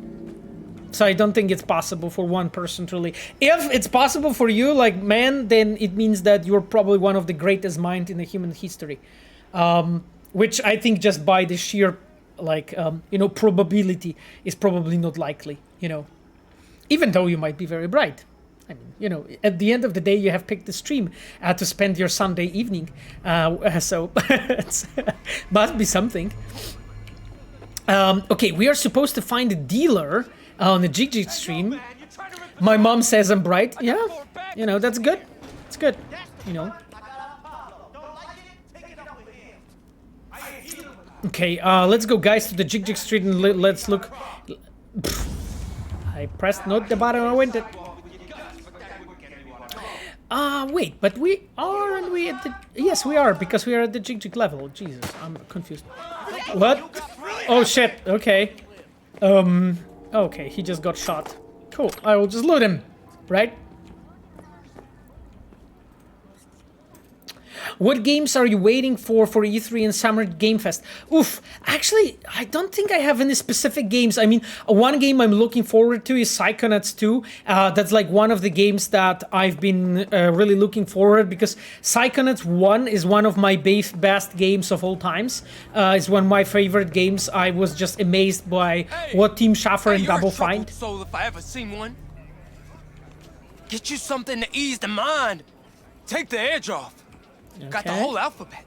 CFP, PCP, resin, skate, got smash. the whole alphabet. What a dialogue. Or maybe something that'll make you hot. But I'm definitely going to like watch E3, watch the Summerfest and so on with my girlfriend and so on. I'm really excited and so on. Oh, Michał wrote, my man, Pyschonauts 2 is, I think, the most awaited game this year. Yeah, exactly. Like, and I honestly absolutely love the Team Schafer, his humor. I'm really cheering for Double Fine. I think it's an excellent team. Yeah, I'm hyped for E3 too. Exactly. Okay, let's see. Show me. Okay, what we have here? Does he have anything that we should be interested at? Not really. Okay, not really, bro. What we can do here? Oh, hello, Lenny. Do you guys recommend any? There's a Elden Ring will be released this year. Oh, I don't know. I really don't know anything about Elden Ring, probably as majority of us, actually.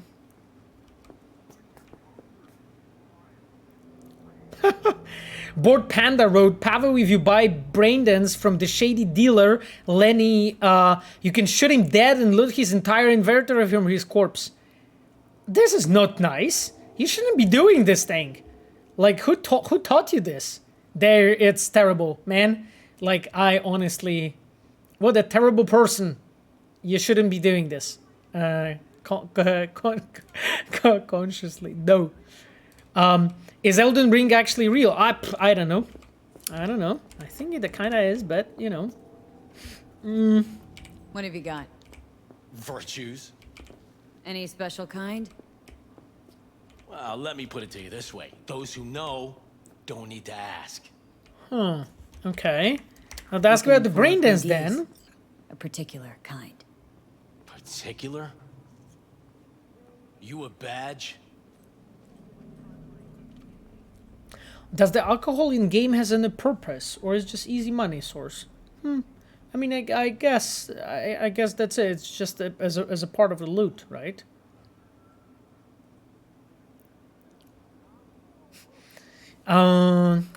Okay, there's a question. Wow. Okay, Master Crow actually redeemed 5 minutes ago at generating ideas. That is amazing. Okay, let me talk to you about like generating ideas. So there's this strategy that we are sometimes using as a designers that they really love, that they will tell you about. And this is the one that I'm also using very often. Imagine this. Take a note, take a pencil, sit down and force yourself to let's generate as many ideas as I can in 5 minutes time. Anything that comes to my mind. Don't think about it. Just like think like, okay, I want to generate an idea for, I don't know, romance situation or romance quest.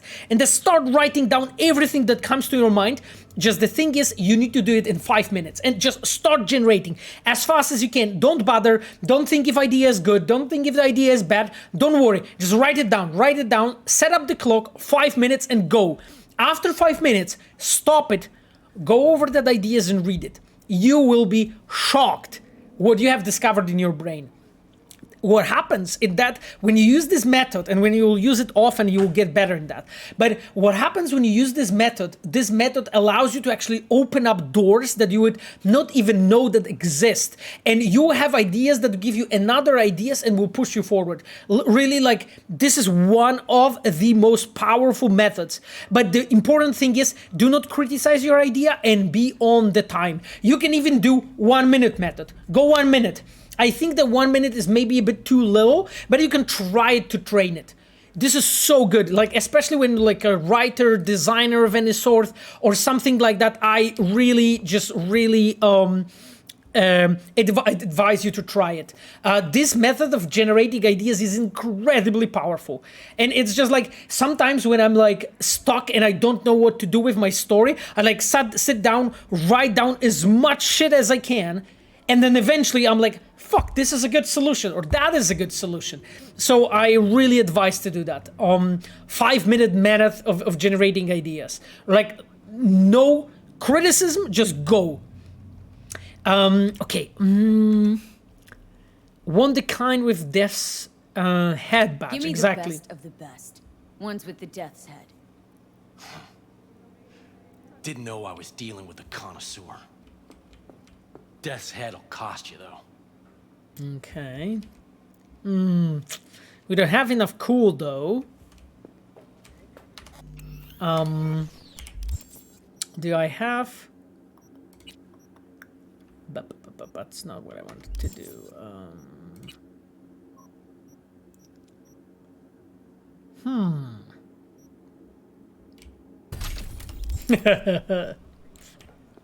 What's your favorite vehicle in the game? I think it's my No, it's like being completely honest with you. I think it's Quadra R66. So you know, like a variant that Rogue owns, the green one with a Predator like head on it. I think it's awesome. No discount. How about a discount for your newest customer? Only give regulars discounts. If you're short, then fuck off. Okay, whatever. Got What you got? Might interest me. Okay, here's the Braindance, right? Deep fried death's head moth. Interesting. Okay, that's gonna be interesting. Why we have some money, guys. Pleasure doing biz with you. Oh, thanks, bro. Okay, cool. Okay, it seems we have the items. I'm not gonna kill him. I'm playing a nice person. Playing a nice person, guys. No killing. Have you played in the Far Cry games? Oh, you know, it's actually completely not my cup of tea. You know, I tried to get into, like, I think Far Cry 3 it was, or 2, and it was completely not for me, so I just, I didn't play much of it, so I cannot give you a educated opinion about the Far Cry. Maybe I should actually play a bit more of it, but it's just like, I just love story games and the games with deep stories, and at least according to my knowledge, this is not what Far Cry is, but but as I said, like, I didn't play it. I'm not educated here enough on the topic to tell you.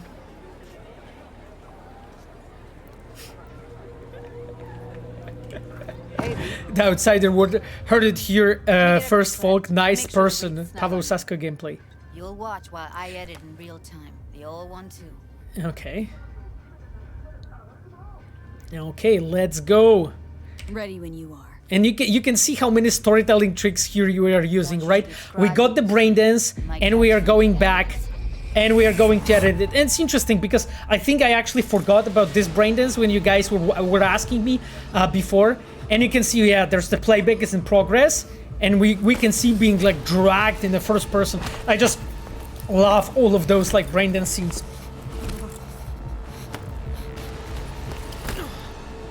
You just got the V's tattoo in Death Stranding? Oh, I didn't know if it's even possible. Yeah, the lighting is amazing. Yeah, I know. I agree with you. And on RTX, this looks like insane.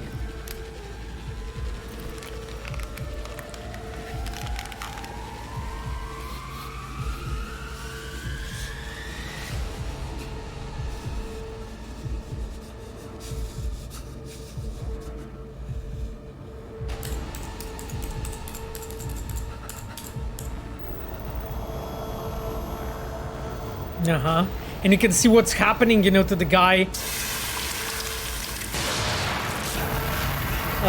Yeah, Insufferable Scotsman. I have Disco Elysium on my list, actually. I'm gonna play it not far from now, actually. Woof! Okay, guys, so it seems that there is something, there was something not good. Okay, then, let's try to rewind. And let's see what we can do, you know, on that Braindance.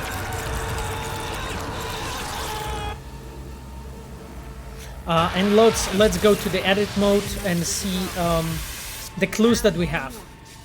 Okay, cardboard box. Decker, Tanaka, and Rogers logo. Oh, it's interesting. It's a standard for a trash heap. Yeah, it's a. Oops, sorry. No, this is not what I wanted to do. Okay. Scat woman. Huh. Who knew that sides chopping people up, they were scrolling XBDs. Yeah. Okay. And here you can actually learn, you know, here you can actually learn that the, you know, scavs have been doing something more. And it's interesting because, like, this Braindance is an example of us as a designers combining multiple needs. And here we have a cool mod Kumodu, who redeemed the behind-the-scenes story. So I will tell you guys the story about this Braindance. So this Braindance has been designed actually by Kasia Władeka. Kasia Władeka, she is a designer that's with us since a long time. Kasia is very talented designer. She has been with us since like Witcher 3, where she was like in QA before, and then she moved on to Cyberpunk Quest team. And the thing here is something that Kasia was working on, and together we were looking for an idea, you know, how to basically make for the player intriguing investigation that in the same time gives you a bit more background about the story. And you can see here, yeah, it's a scav again, you know, you find out what they were doing. So as you can see, we're always building a lore, right? We're always paying attention. Cheap shit. Cold too. Yeah, okay. Buck a slice. We're always trying to pay attention. Okay, we have a Baka slice. Okay, is there anything else? No. Okay, let's rewind more then. And let's see. I just love the tag for the Braindances, by the way. I'm just like a bit biased, guys. I'm sorry about this, but you know, I've been working on prototypes for it on early stages, so I'm a bit biased, you know. Electric Corporation, thick heat resistant material, power plant worker uniform. Yeah, I just love the fact that like Kasia here like went the extra mile to just like prepare all those details and so on for this place.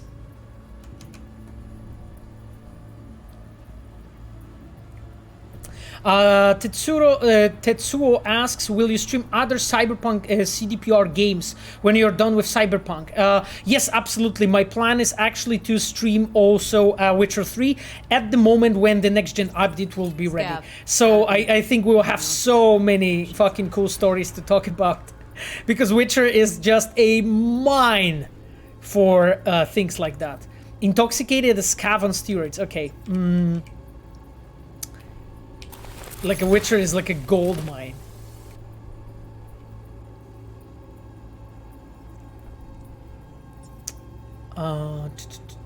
Okay, let's look. Where is that clue though? Not really. Oh, okay, I found it. Okay, it's slightly out of the view, but we can still ordered recently. Ah, typical. Aromas anchois, modified olives and tuna proteins. Okay. Coffee was cold, like from the day before. Yeah. Pizza looked fresh though. So? Means someone's grabbing Buck a slice regularly. I will tell you some really cool story about this though. Pizza shares its DNA with styrofoam. Nobody's gonna schlep across town for it. Okay. We're looking for an electric core power plant located near a Buck a slice. Uh-huh. EC used to have a big old complex in Charter Hill. Buck a slice checks out too. How can you be sure though? It's an era of remasters. I'm waiting for the Witcher 1 remasters with Roach. Oh, that would be amazing. Hopefully the next game you guys work on can fulfill your ideas to the fullest. Yeah, I would love that too. I mean, you know, guys, like, don't get me wrong, like, Cyberpunk did fulfill at least my ideas in so many different ways, right? Like, and please have in mind that I'm a quest designer, right? So I'm talking here about the quests. I know some things about the scenes and about the work of the cinematic designers, because we work very closely, and about our writers, because of course, you know, storytelling is like my background, and psychology and journalism, all that stuff. This is basically what I kind of am specialized at. So Cyberpunk has fulfilled my dreams regarding this in so many different ways. Like, you know, like whatever. I know it may maybe sound weird, but I'm so proud of this game. You know what we have done, and I know that we can always do better and so on. And we learned so many new things, you know, doing it. But it's just like, it's not that anybody in the team has been, like, you know, slacking off or trying, you know, not trying their best or something. Like, this game cost us so much time and energy and effort. And believe me, like, just everybody in the team just loved working on this game, and it's been, I don't know, I would do it once again. No time to lose. We gotta go there. Definitely. Ride with me? Okay. Yeah, guys, like so the storytelling trick that I can like actually tell you about here right now, just a moment ago, there was this moment when we had the few different information combined that give us another information, right? Another. So when you find out about two things, our character can combine it together because we were able to find out the Baka slice directions. We figured basically where supposedly the Braindance studio is, and it's interesting because we internally as quest designers we call that a method a Mercedes. So do you know the Mercedes logo? It's like this round thing with like three pointing out corners, right? Three pointing out like bars. This is basically three different informations meeting together. So this is how we call it. We call it a Mercedes method. So, are we going together with Juby, guys?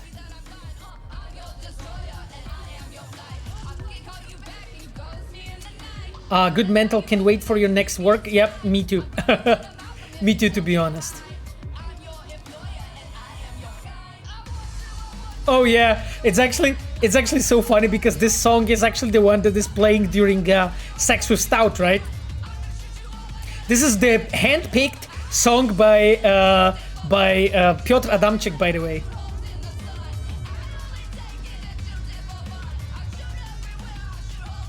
Okay, you know. I just hope you don't let die the game in 2022. I mean, why we would allow it to die? Like, that's absolutely unreasonable to do, right? Like, that's absolutely unreasonable. Do you use Reddit? If yes, you should check low sodium. Dude, I live in low sodium.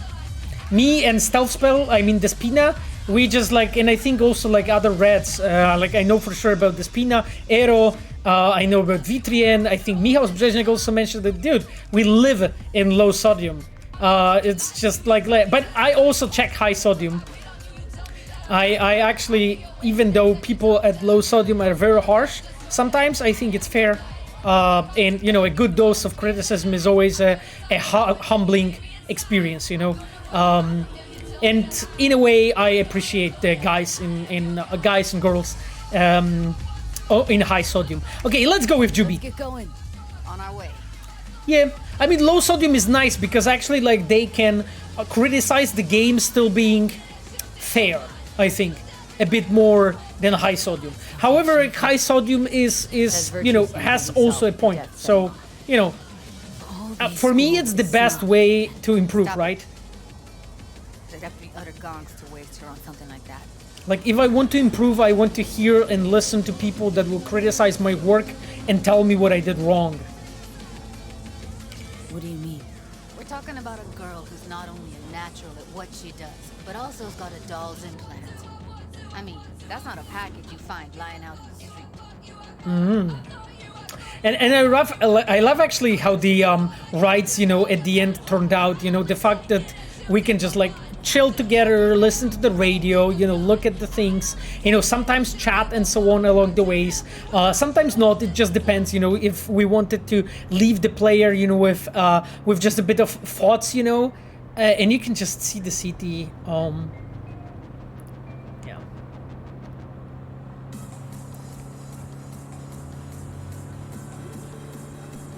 Truly do love this game. Yeah, me too, actually. Me actually too.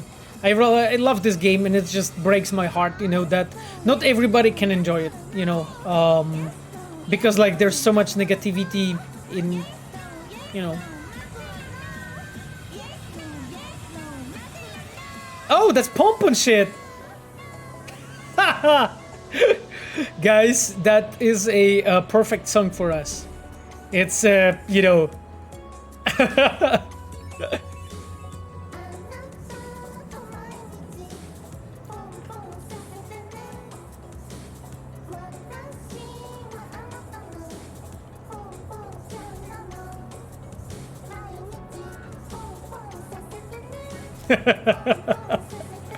Yeah.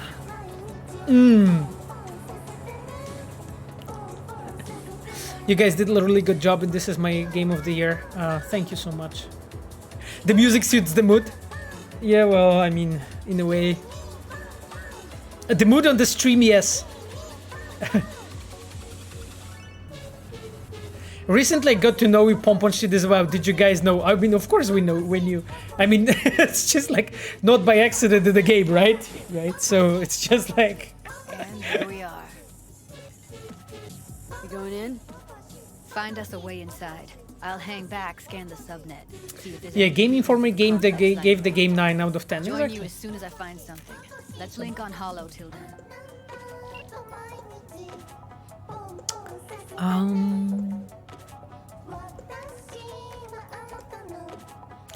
Joining you soon, as if I find something. Let's look like Hollow till then. It's not gonna be pretty in there.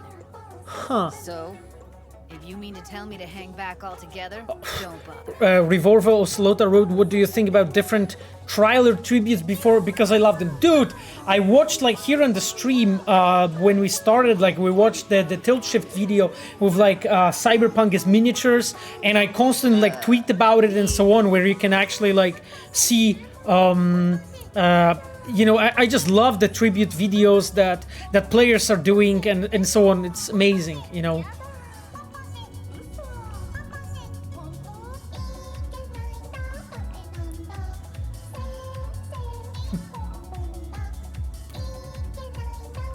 Pavel Sasko's gonna die a lot here taking bets. Oh, that sounds like a challenge. That sounds like a challenge, yo. Okay then, are you guys fucking ready? Are you guys ready for this? Okay, let's save the game first. Time to do some shooting. Okay then, I will go to the inventory now. Let's tackle this because we need to get some... Okay, this is good. Let's look at our dress. This is fine. Some face piece. Interesting. Okay. Some aviators. Okay, whatever. Okay. Let's have some decent armor, though. Interesting piece. Doesn't really look that well, though. Okay, this works with our hat. I like that. Oh, wait. There are gloves. There are glasses. Sorry, I'm retarded. Ah, this is good. This is good. Doable zebra sport glasses with EUV filter. Whoa. That is good. Okay then, let's go. This is fine. Sorry, no, that's not what I wanted to do. Let us check trousers. What, do we have any better shoes? We don't. Any full suit? Oh, interesting, okay. Well, anyway, okay, I think we're kind of ready. We're kind of ready. Let's put on some guns then, because I think we'll be using this one. I know it's badass as hell. You guys won't recognize me when I'm done with this dudes there. You'll be like amazed by this gameplay I'm going to provide. Kind of, in a way, a bit. I think it's gonna be good. This is what I'm trying to tell you. Don't worry. Don't worry. Okay, because we have the Lizzie. And the Lizzie is a badass gun, which we all know. Let's look at this. There's a question: will we be at E3? I was telling you guys that I won't be commenting on the E3 thing. Like, I honestly don't really have knowledge about this, so I don't want to like mislead you or anything. I really don't know. As I mentioned, I'm a quest guy, right? So you can ask me about quest design stuff and storytelling. There's a question from Imperator. Does the mission with Sandra Dorset, where you bring her some sort of shard, and in the shard it mentions some guy going crazy and jumping out of a corpo building, does it have anything to do with a person in Corpo Plaza who fell off the building, or they are not related? How can I tell it to you? Because I'm not, because you know, it's always me like trying to think like, okay, should I spoil you guys and tell you, or shouldn't I? I would say in a way yes, but I cannot tell you everything, you know, because it's just connected to things that you guys didn't discover yet.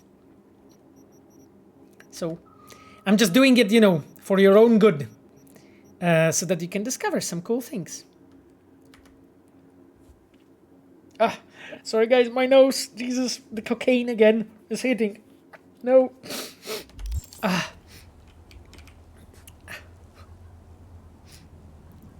Miho wrote, I finally saved up for a behind-the-scenes story. Tell us something I don't know, Pavo. Or something interesting. I mean, you know, I'm constantly telling behind-the-scenes story, Miho, but we will. Why not? Why not? I actually have so many behind-the-scenes stories, honestly. So at the point when we are... technical ability. Interesting. So at the point when we are actually close to something interesting that I have some more information of, I'll definitely do that and complete your points.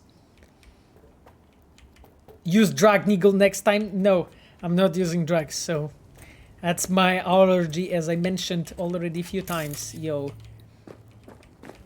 Did you get everything inside? Did you get everything inside? What do you mean, almost? Grab a crate and get your ass moving. Get your ass moving. All right, enough slacking Whoops, around. yep. Get that shit off the street. If you're in such a hurry, you do it. Looks like no one's... The combat music kicks in, right? I've been shopping Chrome for 5 years. Right. Okay, we are not going with the hacking path, right? We are playing the dildo path, guys. Are we? Okay, I think that, you know, this stream needs a bit of action, you know, because your guy fucking falling asleep there. You still alive? I'm here. Got no time to creep around.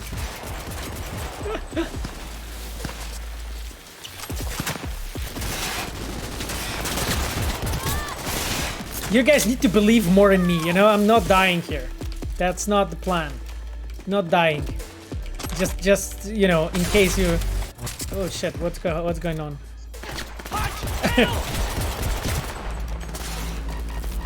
You know, we talked about my future CSGO career, right? Did we? Dildo path is the way, exactly. It's like with the Bushido way, you know? Woof! Okay, let's change the gun. Woof! This one it kicks better. Holy shit, they're powerful, guys. They're powerful. Okay then. What the hell? What the hell is this? Whoops. Okay. Let's listen to Gillian Jordan a bit here while I'm trying to heal and survive. Lesions runs them up. What difficulty is this? This is normal. This is normal. As I mentioned already a few times, I'm not really playing on hard because I would be we wouldn't like leave the garage. I mean the first one. Yeah. That's the thing. By the way, guys, like I honestly think that our like gameplay team did such a cool job with combat in this game. It's so fucking awesome. Like I honestly have so much fun when I'm just shooting in this game. That's why I think like maybe the you know, the stealth path is a bit underappreciated in this game because it has like a really cool you know, stealth path, but just like shooting is just so enjoyable.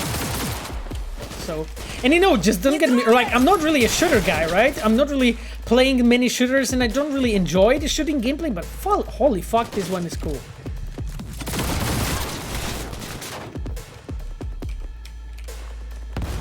Yeah. Yeah, the combat is the big improvement from The Witcher 3. Yeah, exactly. Like I honestly think that our gameplay team did such an insane progress, and you know, it's just like it's so cool to watch. You know, I'm so proud of them. Actually, to be honest, I never told them, which is probably bad of me. You know. That I never really told them, you know, how proud I am of them actually making this combat like so fucking cool. Fuck it all. Oof. Yeah, let's go! Let's go, let's go, let's go! This is so awesome. Yeah, motherfucker! By the way, the masks that they are having, I love this addition, you know, that our character, our team wanted to do. And you know why we have added it? Okay, so Michał, behind the scenes story for you. So do you know why we have added the masks for the scavs actually at some point of the development? Because I think this is the story we never told to our players. Because Michał redeemed the points, right? So we have added the masks first because they the visibility of the scavengers in the combat encounters have been too low. So basically, our character, our team working with gameplay team, they were looking for like different ways. Okay, how we can actually make the you know, characters more visible in the game. And Paweł Milniczuk, who's our art director, he was actually like experimenting with different ways, you know, to make the outlines and silhouettes of the characters stick out more. And the masks have been like one of the ways he proposed, and I'm kind of glad they went with it because it's kind of cool, you know.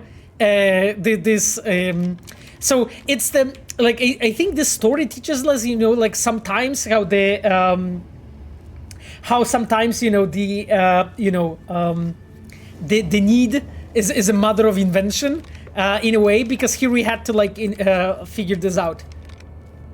Oh, you didn't know that actually, yeah? Makes total sense. Cool. Oh, and good that we have Miles here. Amazing. Thank you, Miles, for coming over. Miles is our senior level designer, if you guys don't know. Miles is also streaming. He's actually streaming different games, talking about level design, so please check him out. He's, of course, in my recommended streamers. And Miles is actually the guy that did part of the level design work here in the locations that we're at. Miles, tell me, am I right? Tell me, because I think I am. I'm gonna save the game now. Paweł, you're as always way too kind. Okay, I'm way too kind, but if I'm right, tell me if I'm right.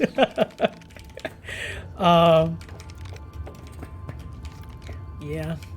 Okay then, guys, find a way to the sub-levels. Let's look around what we have here.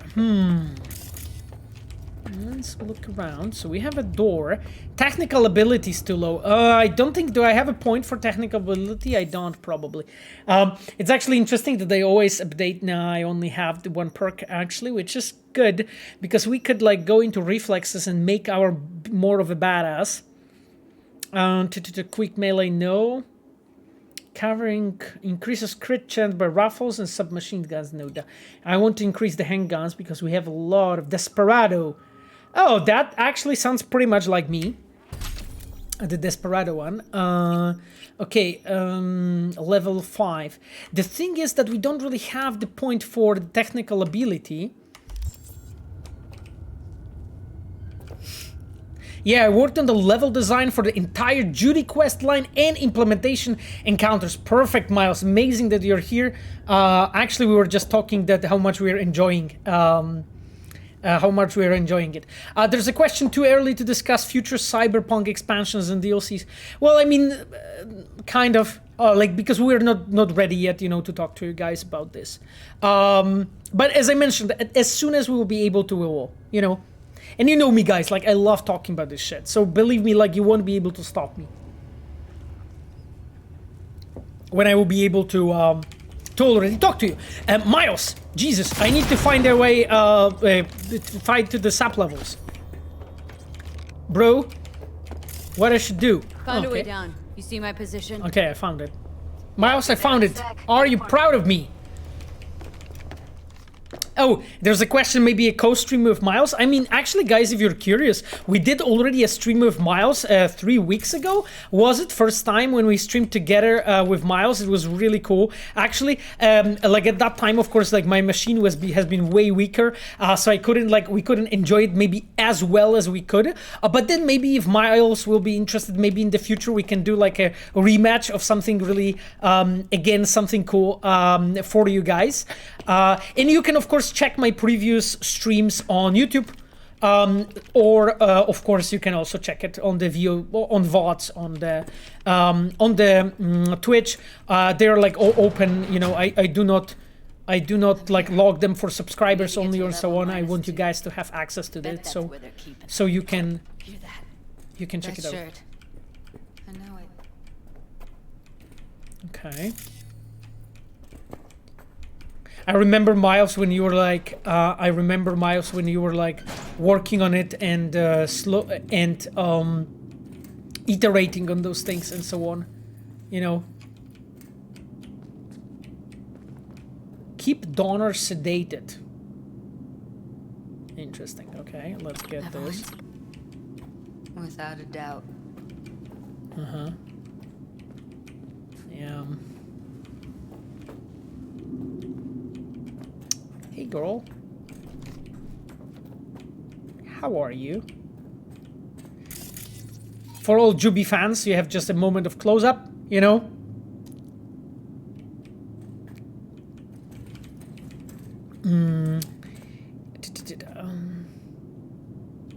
Yeah, this area underwent a lot of change. Yes, I mean, this area underwent a lot of changes, but mainly because it was one of the first areas, like bigger areas that we've been working on, right? Miles and iterating on. So that was also like a bit of a learning experience, you know, to figure out actually how to build it, right? I remember this. And I remember like very different iterations, and I mean this version is actually the most exciting version, I think.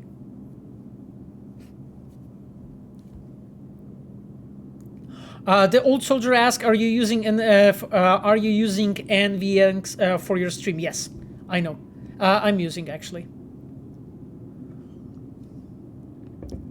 I'm using Twitch Studio. Yeah. Relax. We'll add RTL. Be right. You're dead! I am dead? I don't think so. I don't think so because I'm a badass and I have my Juby with me. So, nope. No way. No way, bros. It's not happening. No! Get information! The fuck?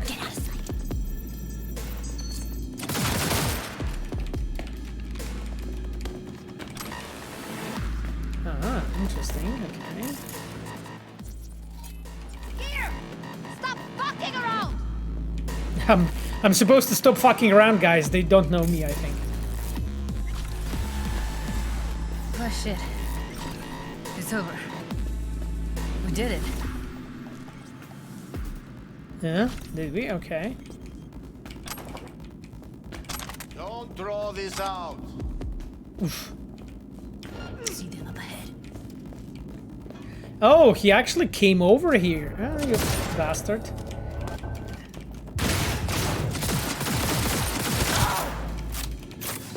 I'll help.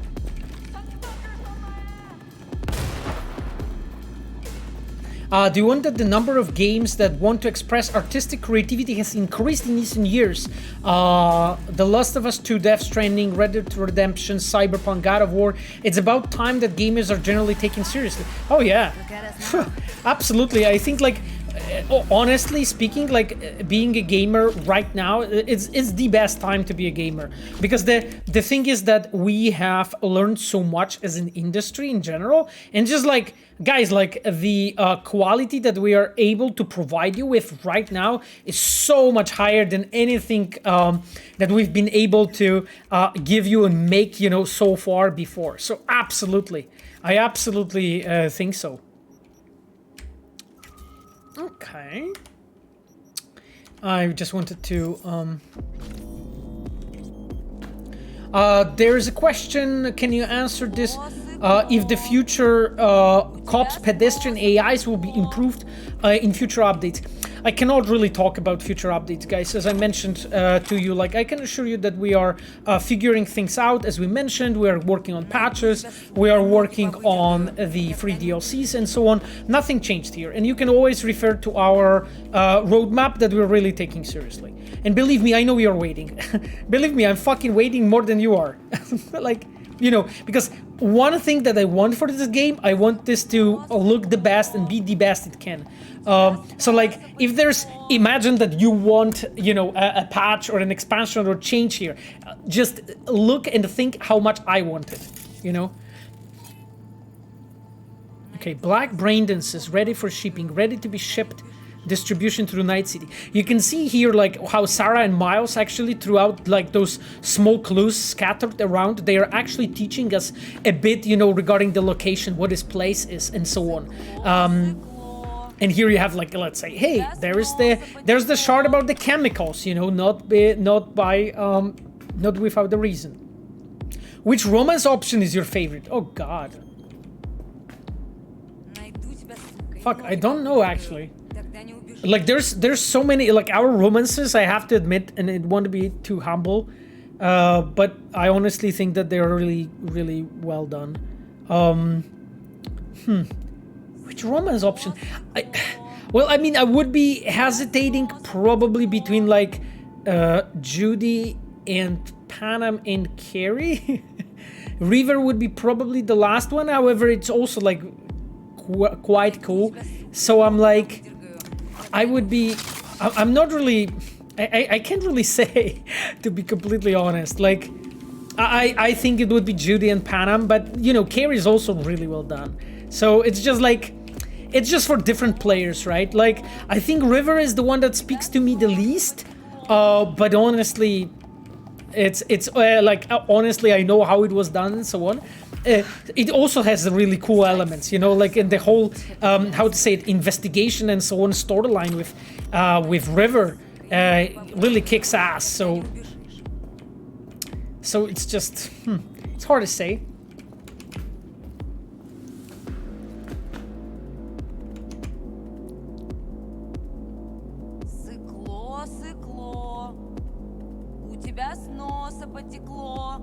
Okay, yeah, there's a comment from Tamagotchi. Thank you, Tamagotchi. I read it. It's amazing that you think so. Won't be reading it out loud, but thank you so much. What's your favorite old game? Huh. My favorite old game, I mean the Psychonauts 1. I already mentioned it, but like my girlfriend actually knows that Psychonauts, it's one of my favorite games of all times. Actually, my top 3 favorite games is top 4 actually, I should say, because it used to be top 3, now it's top 4, is Psychonauts, Witcher 3, Cyberpunk, and Vampire the Masquerade Bloodlines. Those are like 4 games that I fucking adore. And I know that this is like not humble to speak about the games I did, but I'm sorry, I'm just a fucking fan of my own work. Not my own, sorry. A work of the people that I work with. And I just like added a small, you know, brick to it. But yeah, and you know, honestly, I think that being a fan of what you're doing is maybe not the worst. Okay, guys, let's move on.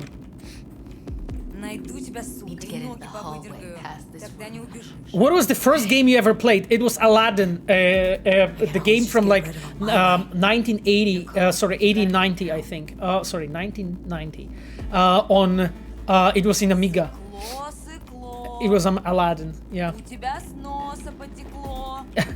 There's a comment, nepotism. Well, nepotism is like when you're like, well, I don't think it's exactly what you meant, but okay.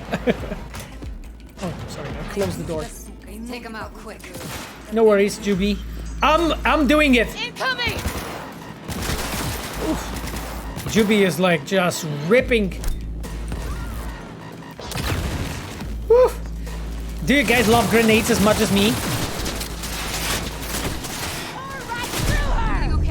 Shit! Holy shit! They have guns and they are angry.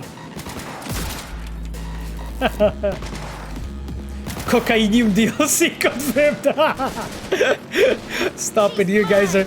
Miles, by the way, this encounter is fucking fantastic. I love this shit. By the way, dude, seriously, this is so good, so well done. Like, guys, look at the layout of this place.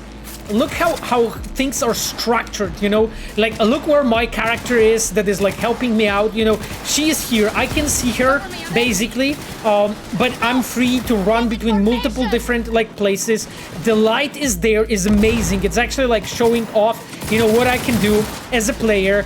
There are like different ways for me to approach the counter. There is an interesting loot here that basically promises me as a player, hey, I'll get it as soon as I'll beat this encounter. So there is a reward already included. Shit is exploding and looks well. Holy shit, Miles.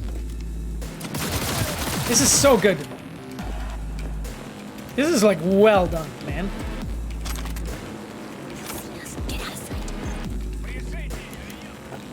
There's a question, what do I prefer to work on after Cyberpunk, next Witcher or Cyberpunk?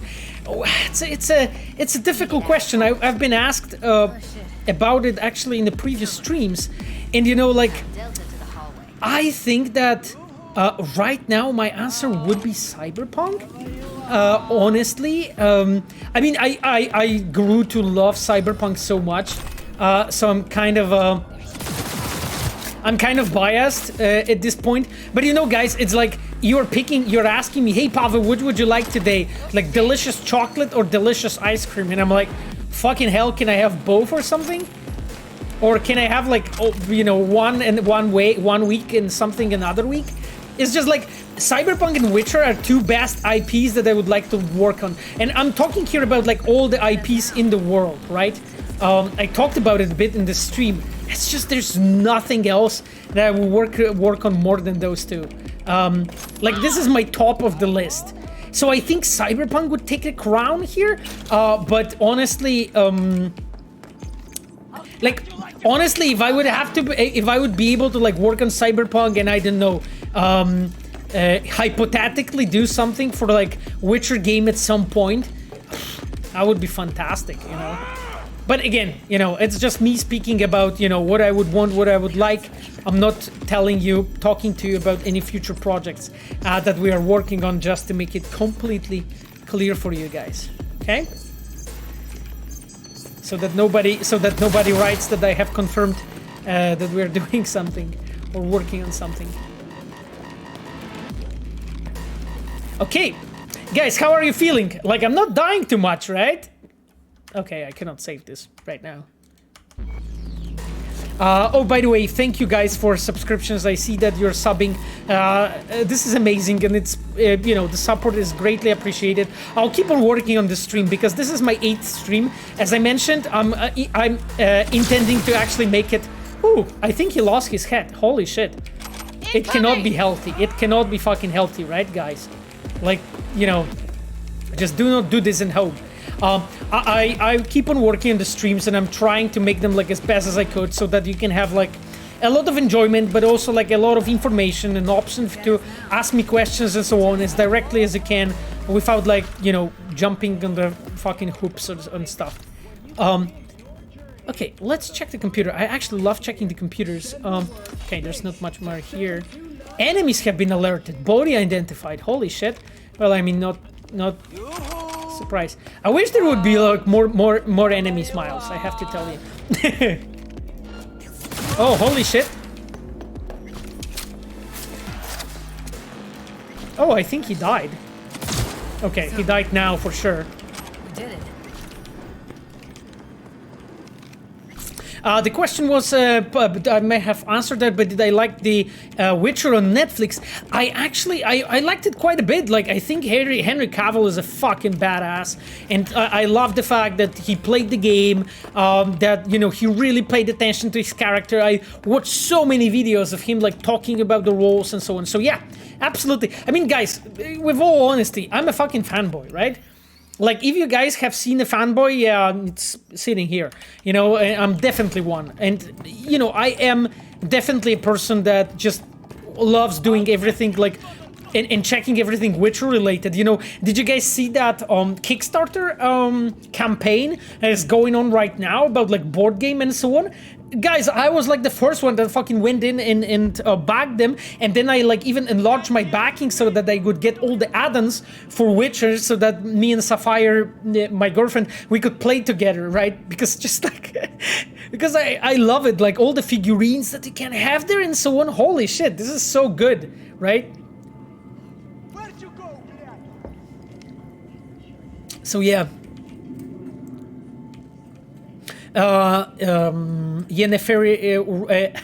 Yennefery wrote, I prefer the red-haired Triss in the game, to be honest. Well, you know, as I said, it's something we call licentia poetica, right? So as an author, you can define basically what works for you, what doesn't. Oh, interesting, Miles. I have discovered something here. And as an author, you can decide, okay, you know what, this actually works for me. Like, I want to have this kind of actress and so on. And that's your way. You know, we can of course, you know, think like, sure, like, you know, that the redhead Triss was better, or the one that in Netflix was better. But you know, that was the way how the Netflix team wanted to do it, and you know, I have full respect for them.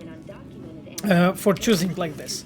It's just like, you know, we have done our own adaptation of the books and made completely new stories based on that. Netflix team is adapting the books, I think, way more than we were, of course, you know, because they're trying to stay, I think, much closer to what the books were about.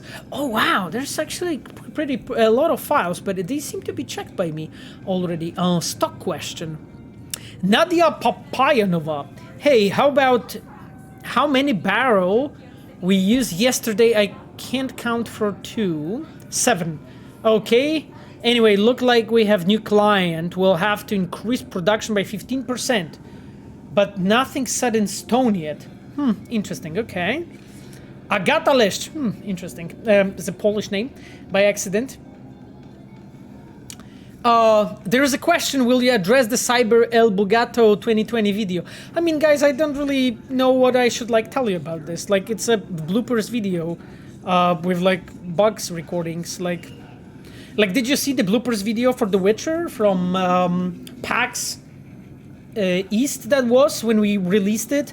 It was, like, identical thing, right? So it's just like, I'm not really sure like how I should address it. Like, maybe if you have like a specific question regarding that, so then I can answer, but there's not much really for me to address it. It's just a bloopers video, same as you have from different games, like Witcher as well, different shows and whatnot. So I mean, not much for me to comment on, unless you have, of course, like a bit more precise question. James Nizitsky wrote, we get Netrunner any day now, and before you ask, no, he have no idea what he signed for. Yeah, this is actually really cool, like a background and a wink to the player regarding the Netrunner video that we have seen, you know, and it like so nicely ties up together, with the storyline here, right? Okay, Jotaro Shobo, do you guys remember Jotaro? That's the one that we killed some streams ago.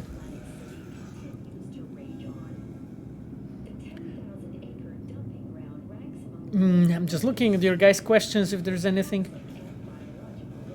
Are we waiting for Cyberpunk Edge Runners? Oh, fuck yes! Absolutely! Like, do you guys know who Studio Trigger is? If you're not, just check them out. On their, like, I don't know, Wikipedia page or something. Those dudes are fucking badasses, I tell you that. And like, I'm so hyped. Like, I actually bought all the comic books for Cyberpunk and read them. So I just cannot wait for the Edge Runners. And they're like scheduled for 2022, right? As far as I remember. So fucking hell, I cannot wait, actually. So really hyped about this. I'm really curious. Like, it's so cool to just like watch, you know, somebody else do something with like the, you know, lore you've been working on and so on, and tie up things together. It's so cool.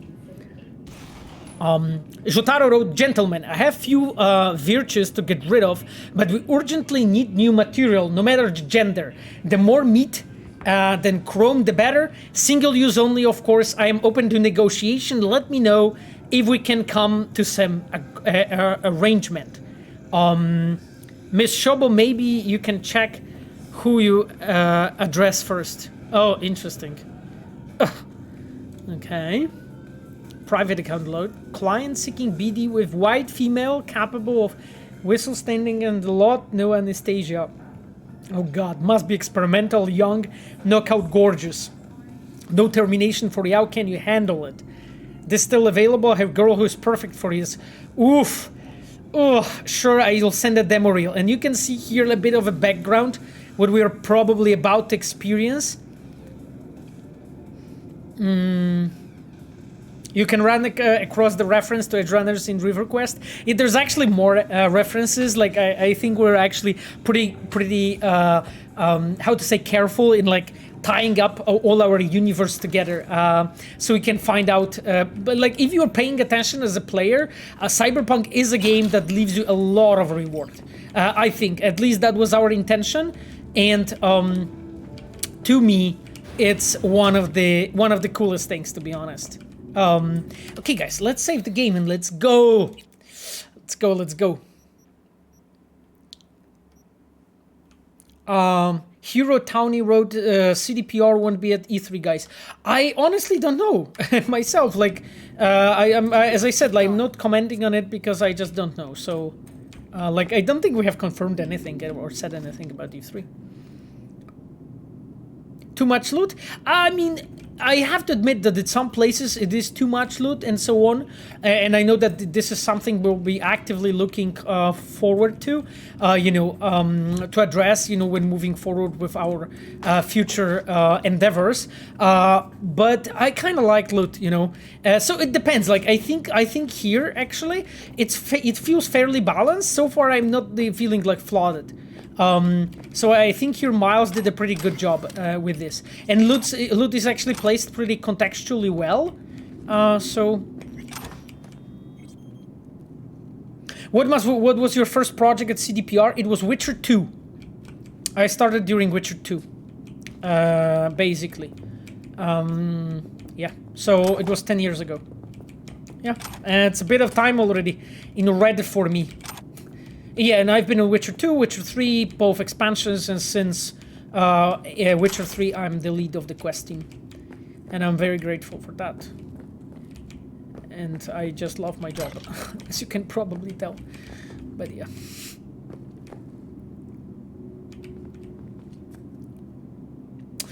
There's a question, Revolver Ocelota. I remember when people were saying on the E3 trailer that they were expected darker, noir Blade Runner style story. Is Cyberpunk blurred for you, and eventually why not? Huh. Interesting question. I mean, the thing is, because like you have to remember that Blade Runner has defined cyberpunk in some ways for our viewer, for the audience. But as CD Projekt, like what we tried to do, we didn't want to like copy anybody, right? Like we have been working on something that is like our original vision, right? Something that was like our original vision, and something that we have like we have done, and it's not that we have intended to copy Blade Runner, right? And now here, for instance, like this quest is an example of a very dark noir story. Look at the quest from the river. You have also a very dark quest, and then you look at and another ones, I don't know, the quests that are way more cheerful, let's say the romance quests and so on, like let's say Skippy. But see, Skippy is not a romance, but a quest that's more like a comedy. So in that case, you can see that as creators, we have tried to create a cyberpunk more of a genre that encapsulates more different I would say elements of storytelling and ways of telling a story. And honestly, I think that it was a good way to go, because like you cannot tire your audience with like telling only horror stories and so on. It would be just simply boring, like boring as fuck. Guys, do you see what's there on the do you guys remember this? It's actually my badass notebook, that I'm always keeping with me. So yeah, it's something that I'm consciously working on. I'm just noting down things here. So it's always like next to me. By the way, I'm just laughing because I just saw this. Oh, hello. So yeah, our concept artists were funny when they did that. I was like, okay, guys, you're just. Except these are solid steel. Not the soft core plastic kind. Even if you come here on your own gunning to become a star, there's no guarantee you're ever getting out. Yeah, and you can see here that we are showing like this really ugly background of like of the story, and this is an example of really like noir type of story, right? makeshift toilet, improvised, run down, makeshift toilet added after construction. So you can see here that this is mostly like improvised for recording, you know, braindances and shit, right? And of course, you know, it's makeshift because it was added for somebody who has been kept here, right? So as a player, I can be like, okay, this is an environmental storytelling. I can actually understand what's the background, what has happened here, and you know, my head can start working and be like, okay, what actually is going on here? Would you like to make a game like Witcher 2 once more? I mean, scale. Interesting. That's a very interesting question. I mean, maybe, like me artistically, in a way, like, you know, I love like AAA big stories when we can give players a lot of value, just, you know, branching storylines and so on. So this is something that's exciting for me, also because it's difficult. I really love when as a dev, I have like a very high difficulty level, very high bar, you know, and when it's just challenging, right? I'm just worried it would be maybe a bit too straightforward for us at this point of, you know, to make a game like this. But again, it's me speaking as a game dev. It's my opinion. It's not the opinion of the company. You know, I'm not speaking about what we will be moving on and doing for the future.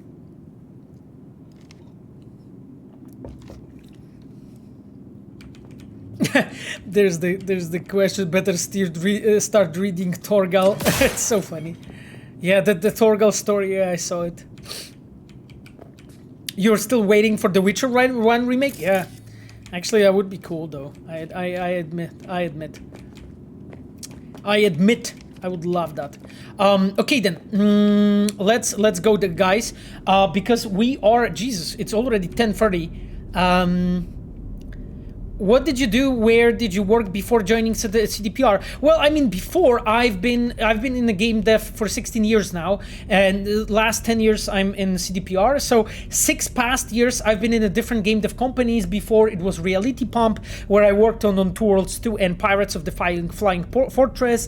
And then before I've been in a few different like smaller indie studios when I worked like smaller games and like few projects that haven't been released. Unfortunately, that was like a New Dawn and CRPG project, also like non-linear past Fallout game.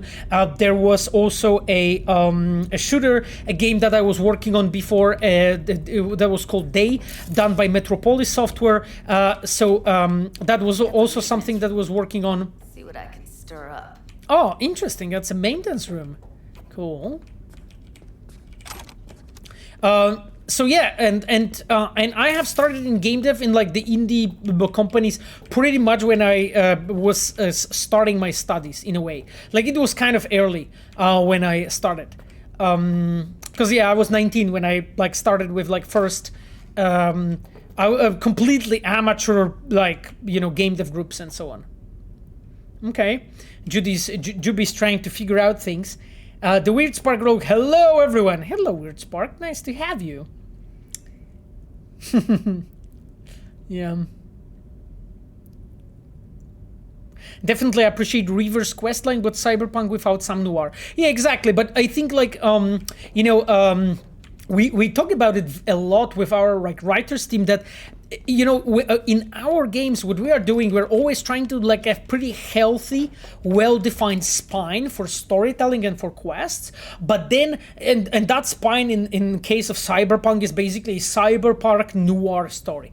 However, there are other things, you know, that are like sort of blossoming, you know, away, you know, like in that kind of like a structure, like a branching structure, so that as a player you can also experience different type of stories. Because if you would be constantly reading or like experiencing just, you know, people getting raped and killed and who knows what, that wouldn't touch you, you know, because we want to create emotions, we want to make an impact on you, we want to make you feel things, you know. That's the whole intention of just what we are trying to do. Yeah, but there's nothing interesting here. Okay, Judy's trying to figure out things, but I'm not sure if she will. Are you, Judy? How's going on? Okay, well, anyway, let's try to look for Evelyn then.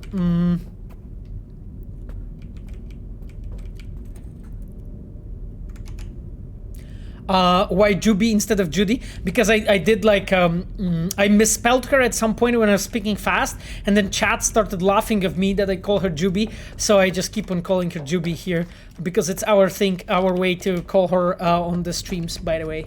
So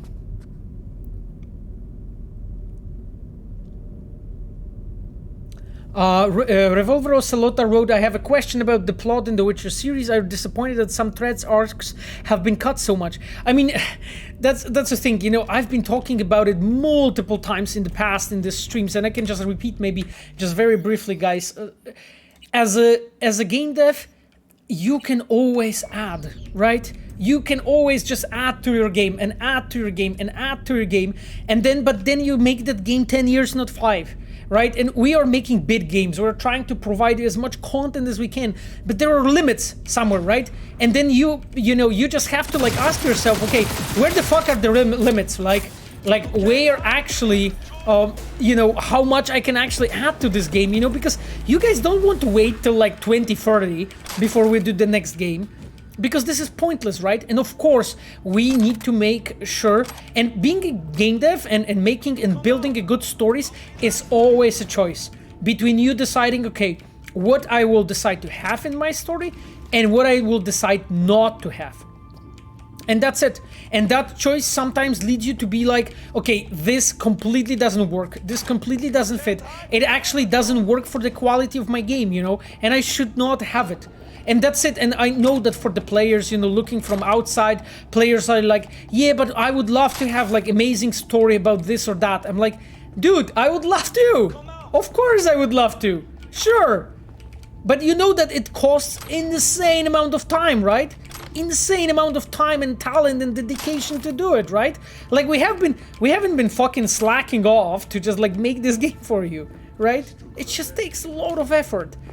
So it's just like, at the moment when we decide, okay, this is enough, this is always a calculation of like, okay, how long it will take, you know, to just like produce it with like excellent quality. And yeah, this is what it is. And honestly, this is not about game dev too. This is also about movies, about books, really any artistic endeavors that you will try yourself, you will see. You will see because you will feel the same, and you will see the same. And I know that it's maybe hard for some people to understand and see it. If you didn't make it yourself, it's hard to like put yourself in the shoes of game dev and suddenly like understand and discover it. Out all her implants. And why stop there? Took a few internal organs while they were at it. Jesus. How so very resourceful. Yeah, you can see that they just like probably after like recording it. Okay, scavs, never get rid of them. Scavs. No matter how many you stamp out, there'll always be more crawling around somewhere. Figure you've made their acquaintance. Afraid so.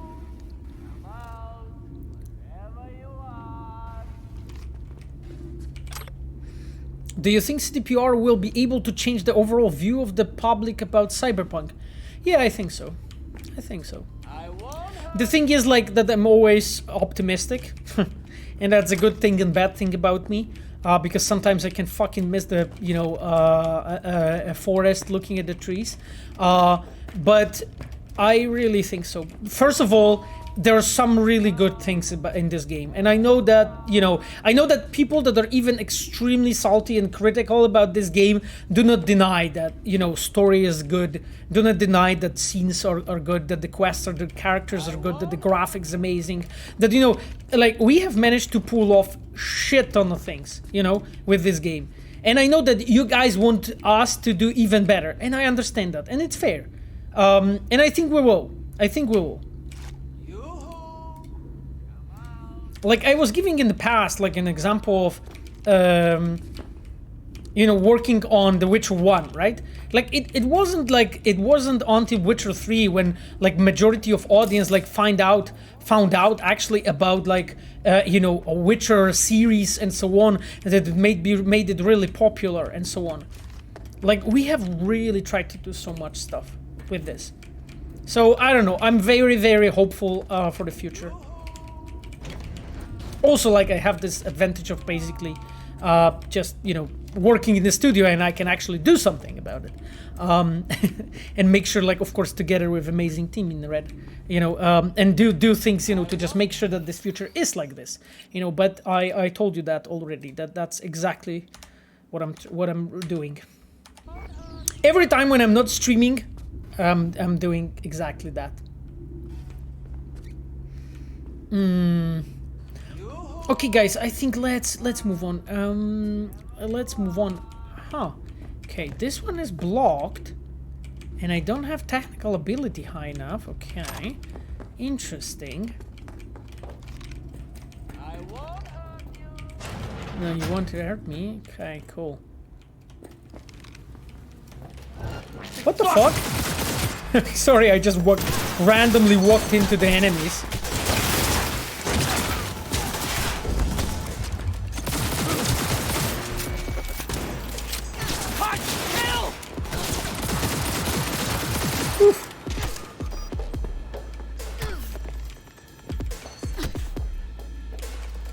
Holy shit, I'm burning! Come over here, you bitch! Run off! No way, bro! You're dead in my books!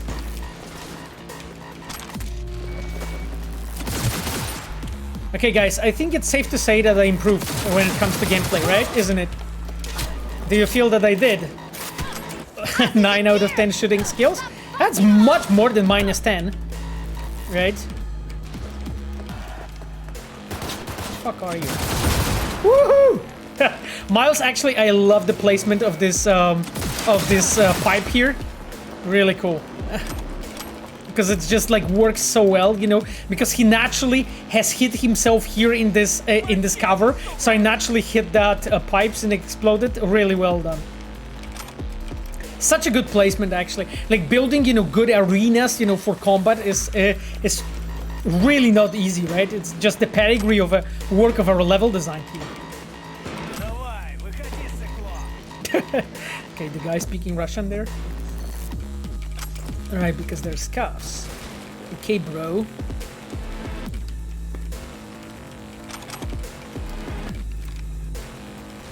Which thing are you the most proud of if we're in Cyberpunk? Fuck, I think that the most proud of first-person perspective scenes and quests and the quests that it allowed us to do. I think this is the thing I'm the most proud of. I mean, honestly. Like, I had the pleasure to work on some prototypes for... Jesus fucking Christ, what happened here? I had the pleasure to work on some prototypes for Cyberpunk, for like person perspective scenes, and Jesus, it's I'm so happy the way they turned out. You know, I know that our cinematic team had such a difficult task to do, and they pulled it off so well. And the thing is, like, and this allowed us actually to make our quests so good, you know, because it basically made our stories, it made our quests so much better. So for me, actually, considering, you know, how much tech we had to change, you know, how much things we had to improve, I think this is, the biggest improvements, one of the biggest improvements of Cyberpunk. Close to the studio, I think. You find anything useful? Freed up the elevator. Should be easier to get out of here. You really don't fuck around, do you? Wait 1 sec for me.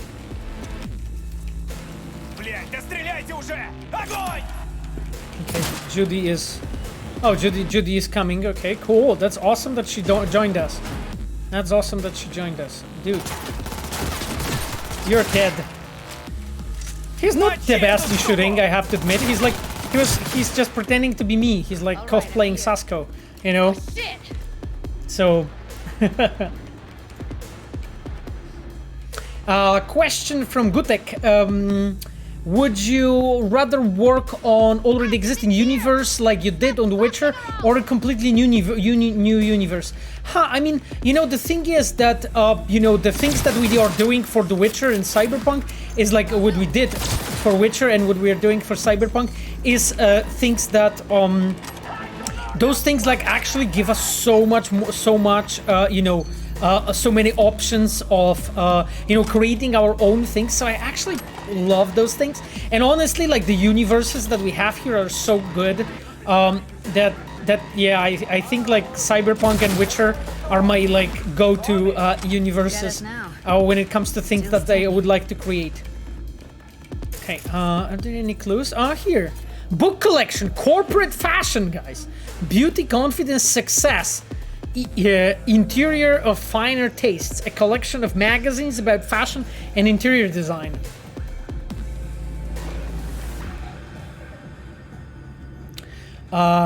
Creep Slasher wrote, yeah, it made the game so unique to the medium. I guess you're talking about the first-person perspective scenes. And one of the greatest pieces of active storytelling I've seen. The game pulls you in and makes you V. You become V in the world and feels like whatever V is going through, you're going through the first-person perspective. Exactly. Yep, exactly. It's just like, you know, like when we were talking about immersion, that was not bullshit, you know? It's just like, I think that because people were disappointed with other things, you know, with the game, for instance, like I don't know, stability issues and so on, especially early after the release, that you know, a lot of people just, you know, didn't have, I would say, chance or time to even speak about it or like appreciate, you know, what Cyberpunk does well. So, yeah. Okay, we've been here, guys. I'm just checking. Wait, I came from here. Okay, okay, let's check this out. Miles, Jesus, this layout is insane, actually. This Braindance studio is fucking huge. Like, I remember I played it a long time ago, of course, when I was doing the reviews of the quest, but holy shit. And you can see, guys, like, you know, how slowly as a player you're exposed to like different threads, you know, regarding storytelling in the past and so on. About the storytelling, so like what has happened here in these locations in the past and so on. Awesome. Yeah. Okay, I think it's the laptop. Okay, I think we need to go to the Woo! Okay. You guys are telling me it will be difficult. I think we need to switch to hard, by the way. I think this is what we need to do.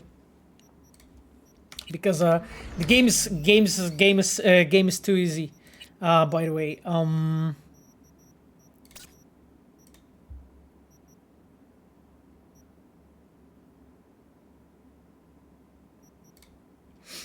So yeah, guys, moving forward, I'm gonna play on hard. That's a flex. I feel confident. You know. You guys were fucking harassing me, telling me that it's 2 out of 10 gameplay. So fuck it. Gonna play like a boss now.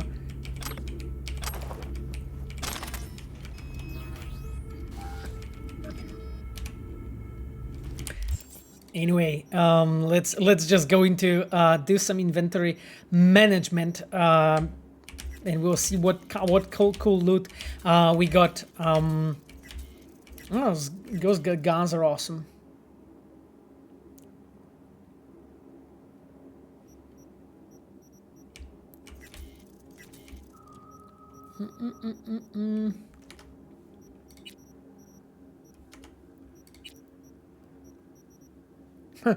There's a question, what is the most ridiculous untrue thing I heard about CDPR? Oh god, there would be so much that I heard that is just complete bullshit.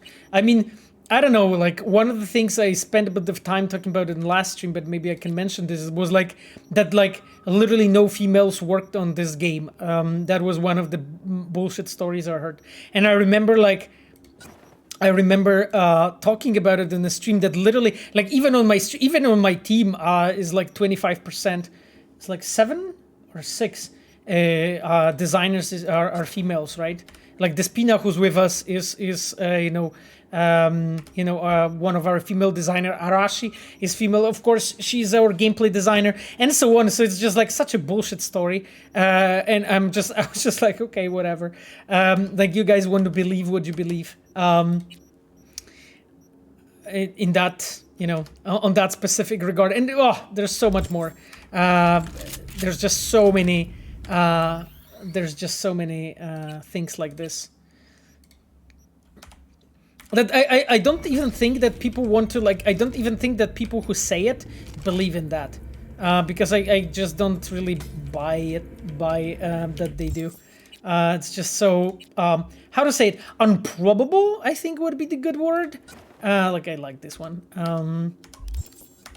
That they actually believe what they're saying, because it's just so far-fetched and made up sometimes. But you know, it is what it is. It's just like I think when you're like becoming a big company in a way, when you're just becoming big, it's always a natural thing that, you know, people will criticize you and will criticize you for things that are fair to criticize you for, and things that are completely unfair. You know, they'll just throw a bunch of I don't want to call it lies, but maybe like just manipulated things or untruths or like, you know, into the mix. Okay, let's look at it. Agatha list, and okay, Agatha. We were able to get a generator going, except there's still a little issue with the setup. The little aider on the bottom of the studio, for the life of us, we can't figure out how to have them both at the same time. So then no piece breaks, or else the actor will break character, and we don't have time for that shit. Yeah, exactly. Because like when they're recording the Braindance, you need to remember that, like, you know, actor needs to stay in the role, right? Yeah, of course we won't switch the... Don't you fucking dare think of coming up to use mine. You either sort it out or it's your loss. You can't work knee-deep in shit. So you can like find out a bit more, you know, what was the background situation in the Braindance studio here. I love, you know, the fact that like in this case I think it was Sarah and Miles just like dropped all those emails around, you know, so as a player you can go around and just like keep on reading about it and so on and understand a bit more backstory. Okay, let's take some Eurodollars.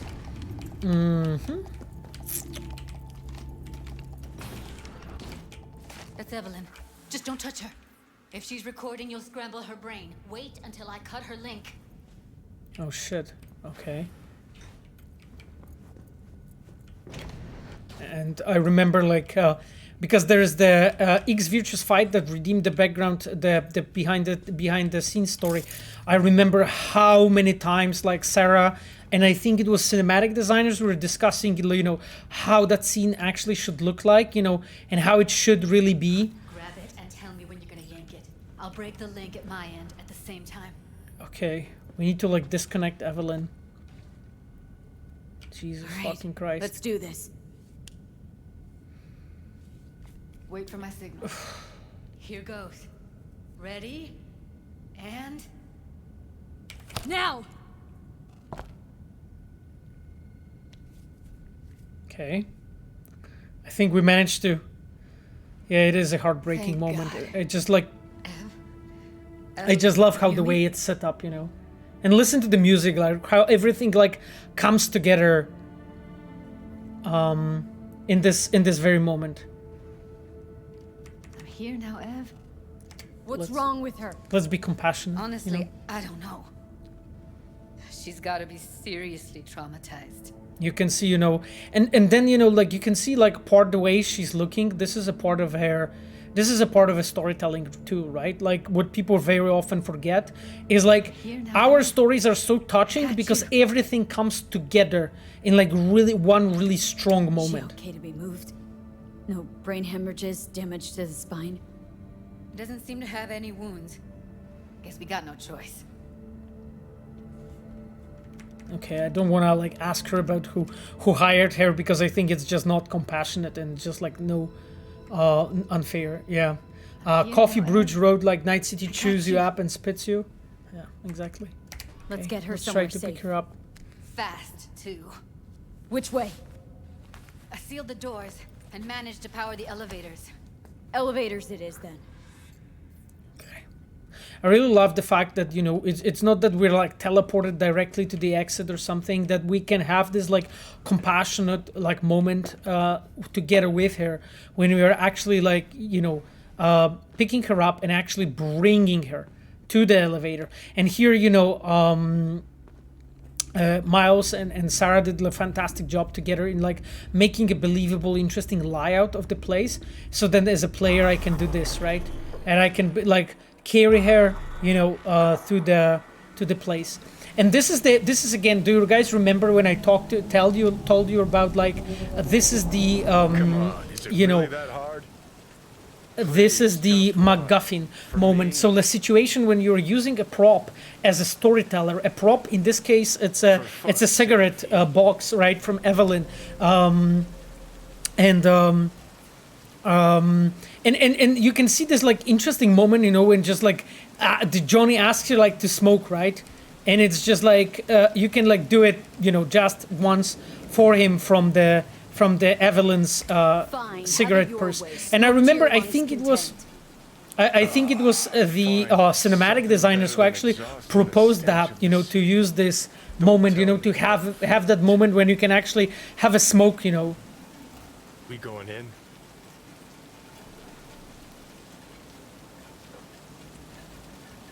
Let's give him a couple. You saw how she looked. If it was up to me, I would have splashed some water on her face back at the studio and asked her straight up. It's not up to you, though, is it? Yeah, it's not up to you. Oh God. Shit! Okay, we're experiencing the relic malfunction. Our like sickness is kicking in.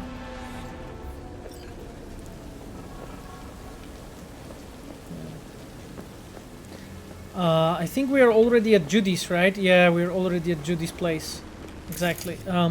That's actually exactly like one of the things that is really cool when it comes to our technology, right? It just allows us to, as a designers, to do this like insane jumps, because we have jumped across the whole city, basically, and like you guys almost didn't see it, right? It was just masked under that glitch thing, you know, and then instantly after the scene, we are already ready to as the players to just like move on, right? And this is just this feeling of fluidity, you know, that we are trying to achieve with the game. The fact that, you know, you just can continue, you know, playing here. Okay, we're in Judy's apartment though. I'm not sure if I saved the game. Sorry if I'm saving constantly. I don't remember now.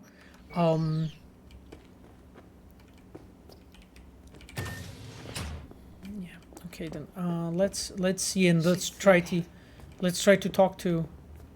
At least I think she is. Judy. Her eyes are closed and she's not shaking anymore. I would have already killed her by now if I didn't feel so bad for her. Oh God. I need to talk to her. Listen, I know you've got some serious questions that she's got the answers to. I mean, if I were you, I'd want to know too. Why don't you use quick save? Because I always forget. Yeah, I know it's F5. Thank you guys. I'll remember. Kidding me. It's just a force of habit. You know how it is. How's she feeling? Use your imagination. That place sucked every last drop of humanity from her. It's not enough. She already gave up everything she had. I just kept taking more and more. She's in some kind of trance, like she's folded into herself. No reaction to her surroundings whatsoever. Yeah, and you can find out that I she's not. really didn't want to poke around in her head. I did it for you. I just want you to know that. There was a question, is it possible to even make a better expansion than Blood and Wine? Well, I mean, what I'll definitely do is, you know, when working on anything further, I will always try to, you know, make sure that we are doing anything as, you know, as well as we can, you know, moving forward. Because, like, Blood and Wine is a very, I think, high level. And, of course, you know, that's going to be my main objective, you know, moving forward, when we'll be building things up and so on. You're mad at her. Why? When you asked me to scour her behavioral chip, I was just about done dealing with your shit. Judy, I didn't have any. I know. It's okay. So I don't get why. You'll find out in a sec. I'll show you the virtue I found.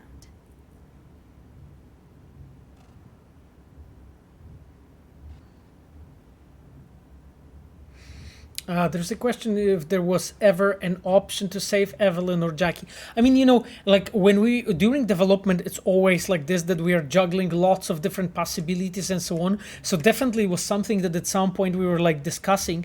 But then, the team that was responsible for it, and then we on the side of the leads and directors, we reached a conclusion, okay, it's better to do it the way we decided we have done it for the game, because of multiple reasons, right? As you said, emotional impact. We just wanted to create a change and so on. So Jackie's death and then Evelyn's death, it's instrumental. It's important for what has happened, and that's why the decision was taken like this. And in the past in our games, also looking at the Witcher games, I don't want to spoil you anything if you didn't play it, but in that games also like some characters die that you can save, and sometimes as a designer, as a storyteller, I think you just need to answer yourself this question, okay, am I fine with the fact that, like this character cannot be saved because there's something important that they want to achieve as a designer. And when you're working on non-linear narratives, it's especially important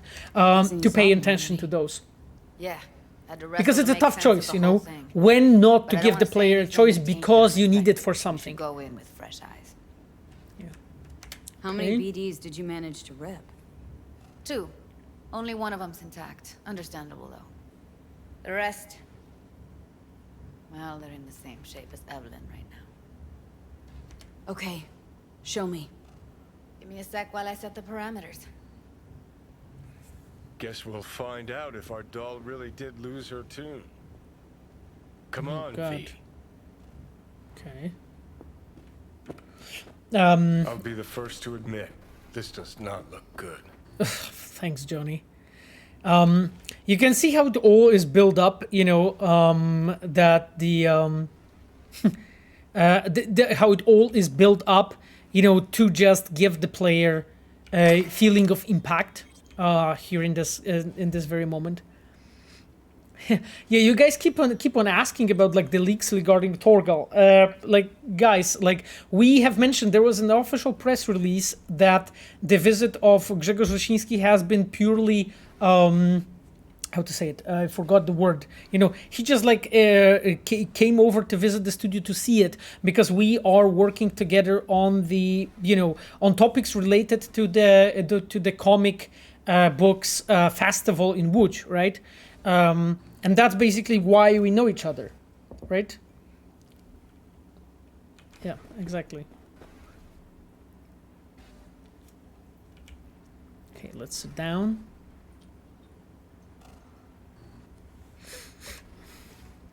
Hey, how you feeling? Need anything? You can see basically how the Evelyn is looking, right? That she was washed, that some her wounds look better, that she has been dressed up, probably by Judy. But I gotta ask, you got any idea how to remove the biochip? Or know anyone else who might?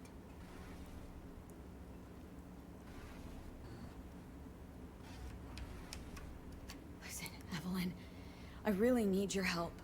It's important. If I don't do anything, and do it soon, I'll die.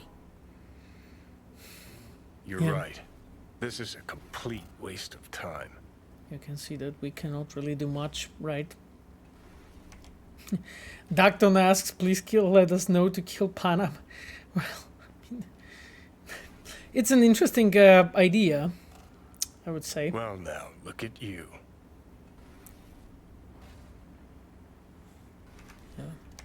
And you can see here, this small thing here was just an element of us as a designers giving you as a player, an option to sit down and just have this very compassionate moment with Evelyn to do it together. Okay then, guys, because I think that meeting with Judy and so on, I will probably explore it, because I'm just looking there's not that much time of the stream left. So what I will do actually is I will save the game. As you can see, I learned because I quick saved it right now. And let's do some open world. Let's do some. Wait, can I leave at this point? Maybe I can't. And I'm just telling you bullshit. Oh, I don't think I can actually. Okay. So then let's sit. Roll it. I intended to go to open world, but I didn't know that we cannot actually leave at this moment. Huh. Glad you managed to salvage him in the first place. Needs a second to load. Quality's lousy, but I did what I could. Okay, let's see this element. Does a question work tomorrow? Yeah, of course. It's Monday. What am I looking out for? Every single piece of tech I see? Security? We need a layout of the whole room. We will get everything else we need from the Virtue. What about his messages? Only if you can do it and be parfait. It's most important that he suspect nothing. Try to be your usual relaxed self. And if he starts talking about the biochip himself, should I... Biochip? Huh, interesting, right? We keep on finding like next clues and information regarding what's happening, right? And this character here in the front of us, it will be probably like an important person, right? The rest is none of your concern. Understand? Okay, so we have. Let's go to editing mode though. Take a look around if you want. Can't see her face. Yeah. Under normal circumstances, that kind of encryption's easy to crack. But not this time. Whoever she is, she's got serious net running skills. Yeah. That, or someone's working it for her. Exactly, but you can find out, right? Like it's interesting that you can see like the way we are doing it for you is like we are playing consciously with you know, because we know already that you have experienced some braindance as a player. So basically what happens is you can see here she has like this whole, you know, face blurred out and so on and covered, right? A female, no further data available, personal data hidden via ID scrambler requiring high net running skills. Okay then, let's go into editing mode and let's go back to see what clues we have. Is there anything we could check at this very moment? Okay, it seems that those we can check. Might not be important. Maybe, but all of them are from Pacifica. Huh. Narrows down our search at least. And then here you can see basically like some clues, you know, pointing out to Pacifica. Ads for Warriors Establishment, Night City, Pacifica. A church, likely located in Pacifica. Huh, that's really interesting, right? That we have here. By the way, when we were talking about Braindance, I completely forgot about this one. So I think it's actually more than I mentioned. Okay, so there should be like a clue here. I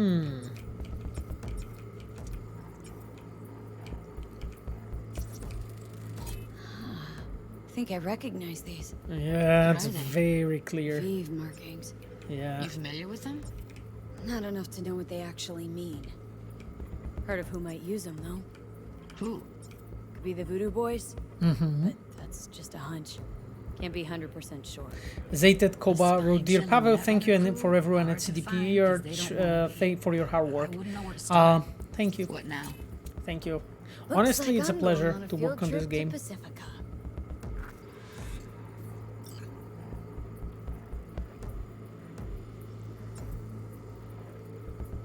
Okay, let's exit the Braindance. Yeah, there's, you guys say that it's already after 11. Yeah, I know. What do you think? We'll be slowly wrapping up the stream. I just wanted to finish in like a spot that, you know, gives us... They're the ones who tried to flatline her. Launched a nuke. A bit better ending. So it was punishment? For getting played by her? She knew more than they thought she knew. Couldn't let that go. So that's who she was running from. Yeah, exactly. Interesting, like I remember because I see that Zayted Koba also like redeemed points for behind the scenes story. So I can tell you like actually the story about the Evelyn and so on. That was one of the earliest stories that we had in the development about the you know, Evelyn and Judy, and specifically Judy, Evelyn, sorry, and her connection to Voodoo Boys or something. That took a lot of time to figure out, you know, because like constantly when we were like bouncing it off and checking it, there were like small plot holes, smaller or bigger plot holes that we were finding in some ways, and we always try to pay attention to this, right? I'm so mad at her.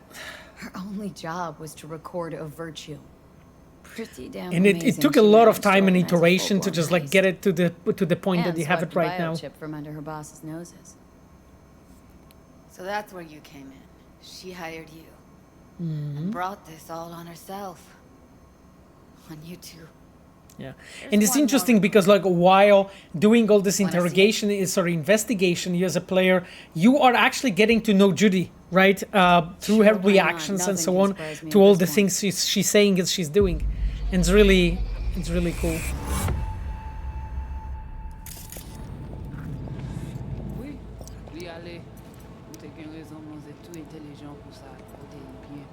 And another one.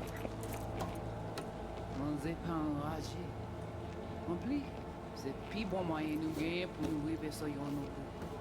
Faut que nous prenions chance là.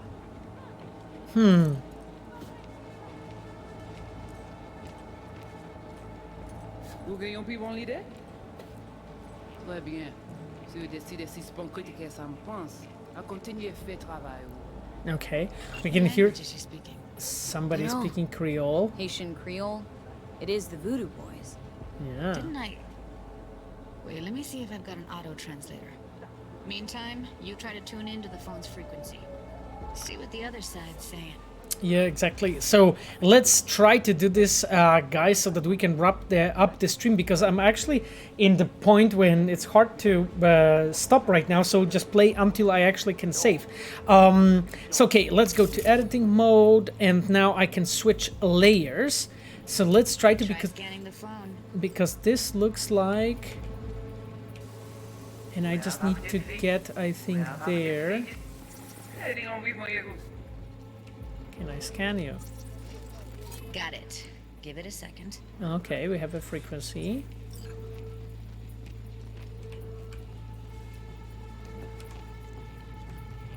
We have to know what they're saying. Could be important. Fine.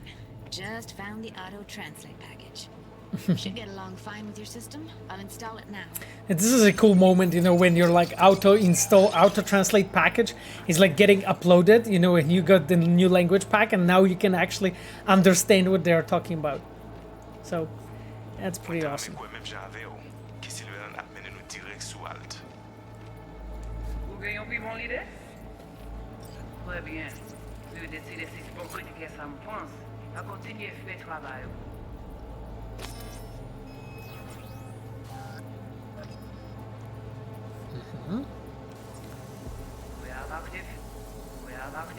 I think let's because I think the recording goes from the beginning.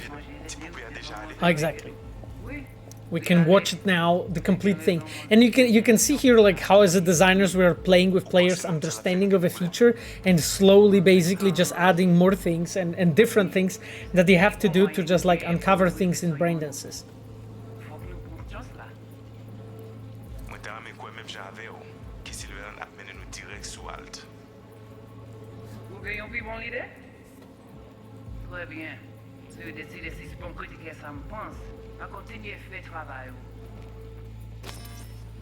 Okay, I think we have it. So let's leave the Braindance because we have found out that basically the Voodoo Boys seem to be behind all of that. What has happened to Evelyn? What's this have to do with Johnny Silverhand? He died like forever ago. Yep. Hey, you got any idea? Long story. Trust me. I just love Johnny's behavior here. When we talk about him, you know, I bet his like ears are hot. Can you give me a minute? I need to go over some stuff in my head. Of course.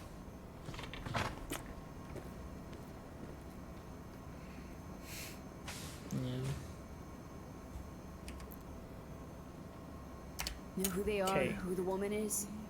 Any idea how we And find you her? can see the natural transition in that scene, right? Like when Johnny, like, you know, appeared, walked in to get my attention and went to the window. Chrome fucking platter when you snap your fingers. These people, what could they want from Alt? How the hell should I know? Got no notion whatsoever? One way or another, everything leads back to that netrunner. Finding her's our biggest priority. If she knows as much as I think she knows about the chip, she can help us out. Thought you Yeah. said nothing could help us. Interesting, just right? find us that Juju wirehead, okay? Juju wirehead. And you can see slowly, you know, like how Johnny is like getting motivated to actually do something about about, you know, the whole about the whole situation and so on. So it's cool to say, like, sort of like wake up in him in a way. Now, guys, I am going to switch up to the main view, basically, and we are going to chat a bit more, and then I am and then we are going to wrap up the chat. As before, I will just make the music slightly like quiet. Wrap up not the chat, but wrap up the stream. I mean, because we are already like after 11 and sort of like 11:30 as always. We'll be wrapping this up. Guys, I see that there is like there's like a lot of questions like about future plans and so on, but as I mentioned, like I won't be commenting on things in the future that we will be doing. Excellent gameplay today. Oh, thank you. Have been doing my very best, you know, to improve and so on. So yeah. I'm just looking at your questions. How would you, how one could get into CD games industry as an intern? Would a good portfolio be enough? Yes, pretty much. Like we have a lot of intern offers, so you can just check our basically jobs.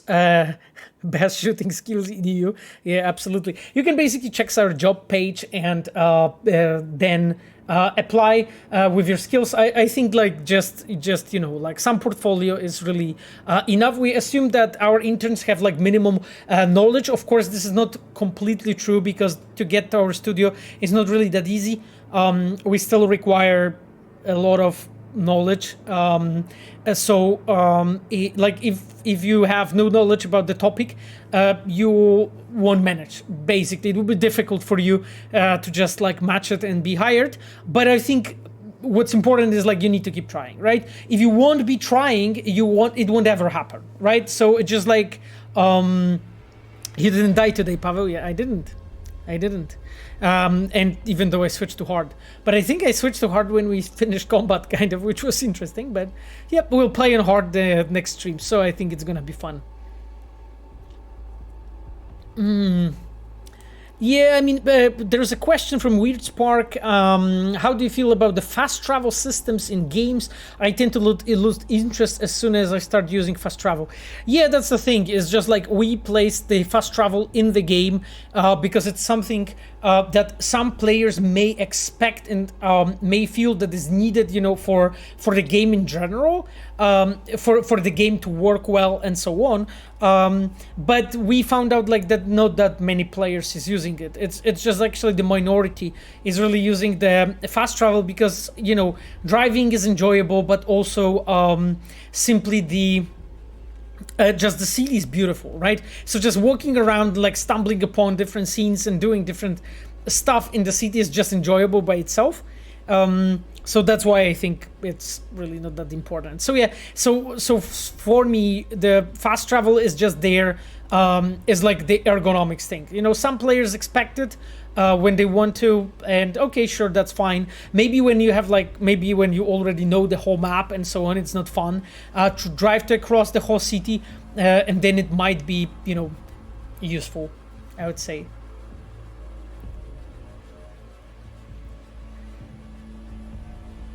You miss so much of the detail and hidden bits. I mean, that I was playing kind of faster this time around. That's true. There's ton of stuff in the Judy storyline and Evelyn storyline, especially that location there.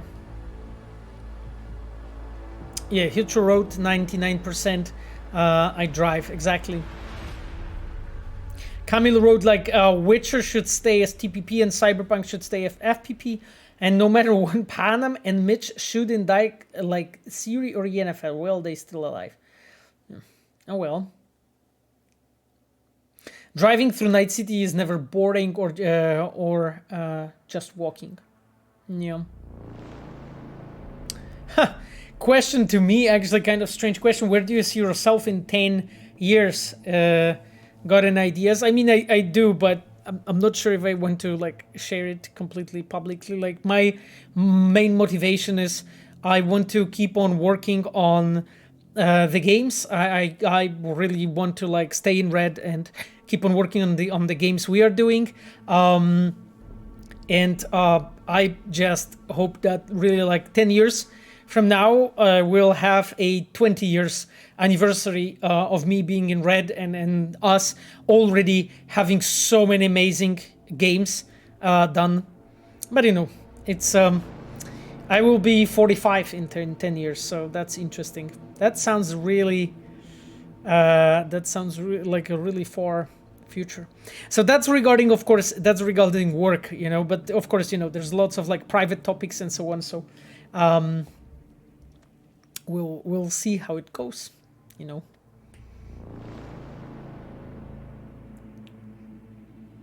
Question from Stranger 3, favorite scene in the game. I think Oilfield's scene is masterpiece. I'm glad you liked it. That scene has been done by Łukasz Śliwa. So Łukasz Śliwa is a cinematic designer. Łukasz worked with me on that quest, I was helping a bit on that scene there. I'm glad you like it. I think writing is Marcin Blacha. Marcin is our story director. He's incredible, to be honest, and Marcin really knows what he's doing, so it was really cool that you liked it. Is that the bracelet you're playing with? Yes, that's a bracelet. Actually, that's the bracelet I got from Sapphire. Sapphire has a twin bracelet to this one.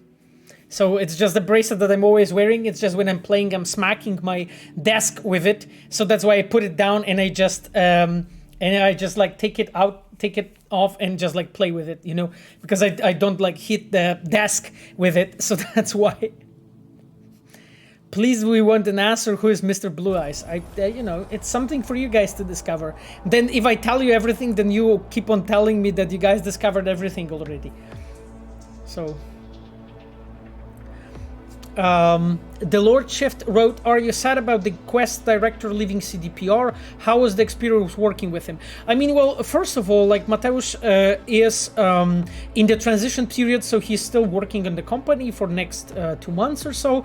And I've been working with Mati past 10 years.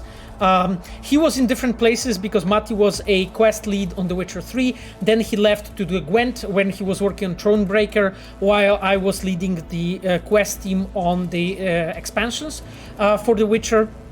And then Mati came back, Mateusz Tomaszkiewicz came back to the Cyberpunk team after he was done with the Thronebreaker. And you know, of course, we worked a lot together with Mateusz, but you know, like he wrote in his tweet actually like what are the reasons of him leaving, and you know, I can understand that. Like after you're like in one place for I think it was 13 years for him, it's a time sometimes to change, to switch. And you know, Mateusz has been like amazing to work with, to be honest, and you know, I really wish him the best wherever he ends up going at the end, you know. Thronebreaker is an overrated gem. Yeah, underrated gem. Yes, it is. I actually really like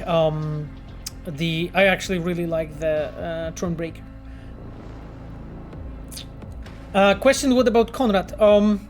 I mean, kind of a same situation, you know, really, like, I just, you know, cannot really offer, like, much more because I simply don't know much more internally, you know, so you guys heard in the media, Conrad decided to leave. You know, he was many years with us, but again, you know, I wish him the best. We are still, like, talking and so on, messaging, like, they're actually both really cool. So yeah, and it's just like the like after Witcher 2 and after Witcher 3 and after Witcher 3 second expansion, like I remember like people leaving and changing projects. And please remember that this is like a very, very typical and standard thing that everybody's doing in a gaming industry. Actually, you don't have many devs who stay like very long in the same studio for like multiple projects. Like it's common that the devs switch projects between switch studios between projects. And it's more common than you think, like, because you guys don't hear about everybody switching. You just hear about like some, like, you know, some director or like senior people leaving or changing, but it's not that uncommon. It's actually very, very common, you know. So, and besides of that, you know, like as I was mentioning, like I'm only one guy, and same goes for people that left. Those are still single people. This game has been done by incredible amount of talented people that are still there, you know, that are still working. And that was the same, you know, I remember people discussing it regarding Witcher 2, then regarding Witcher 3, then regarding Witcher 3 after second expansion. It's just like a reoccurring theme. And it's just like longer I am in the industry, more often I just hear about it. Just people constantly going back to this topic. Kind of, I feel kind of maybe not completely understanding the way it works. And honestly, like, I hope that the guys who decided to move, that they will find amazing teams for themselves, when they will be happy with, when they will be able to build something new, interesting. I'll be definitely looking forward to their new games.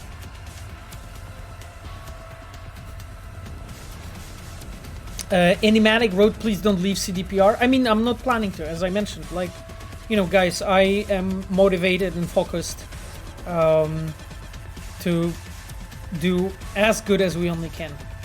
And believe me, like, I'm really, really focused and determined. Especially that, you know, we were talking about it through this stream, like a bit, you know. And I was just mentioning to you, like, we have incredible team in Red of people that are working here, and, you know, a lot of us really want to do something fantastic, you know, moving forward. And we'll, you know, we learned a lot on Cyberpunk. Now, guys, we have reached the end of the stream.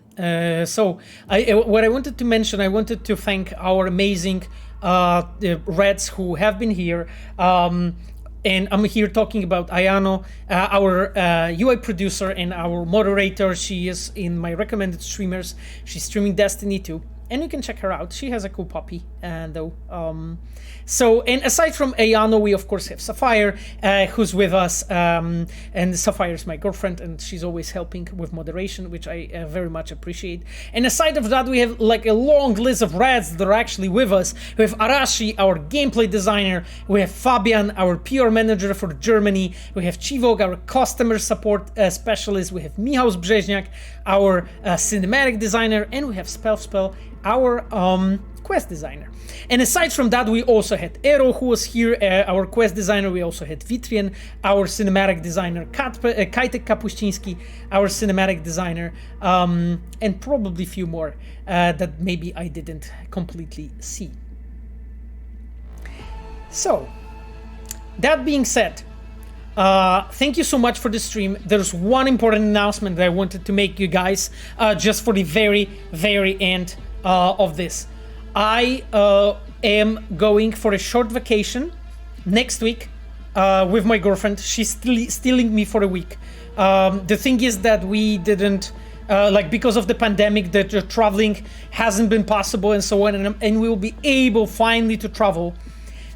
So because of that, I won't be present next week here. We'll see each other in 2 weeks, okay? and I will keep on streaming the same way as I told you. I'll also like put on the tweet. I'll also put on the vacation time on my calendar, on my schedule, so that you can see that you know, I'm off and we're not streaming. But 2 weeks from now we'll see each other, and I hope you will come over to just like enjoy. And I'm cooking something very special for going back. I'm hoping it will work out. We'll see, because the scheduling is not that easy, but I hope to see you next week. So thank you a lot. Thank you to all the Reds and all the moderators. Have an amazing time, guys. Have a great rest of Sunday, and I hope to see you on the next stream 2 weeks from now. Bye bye.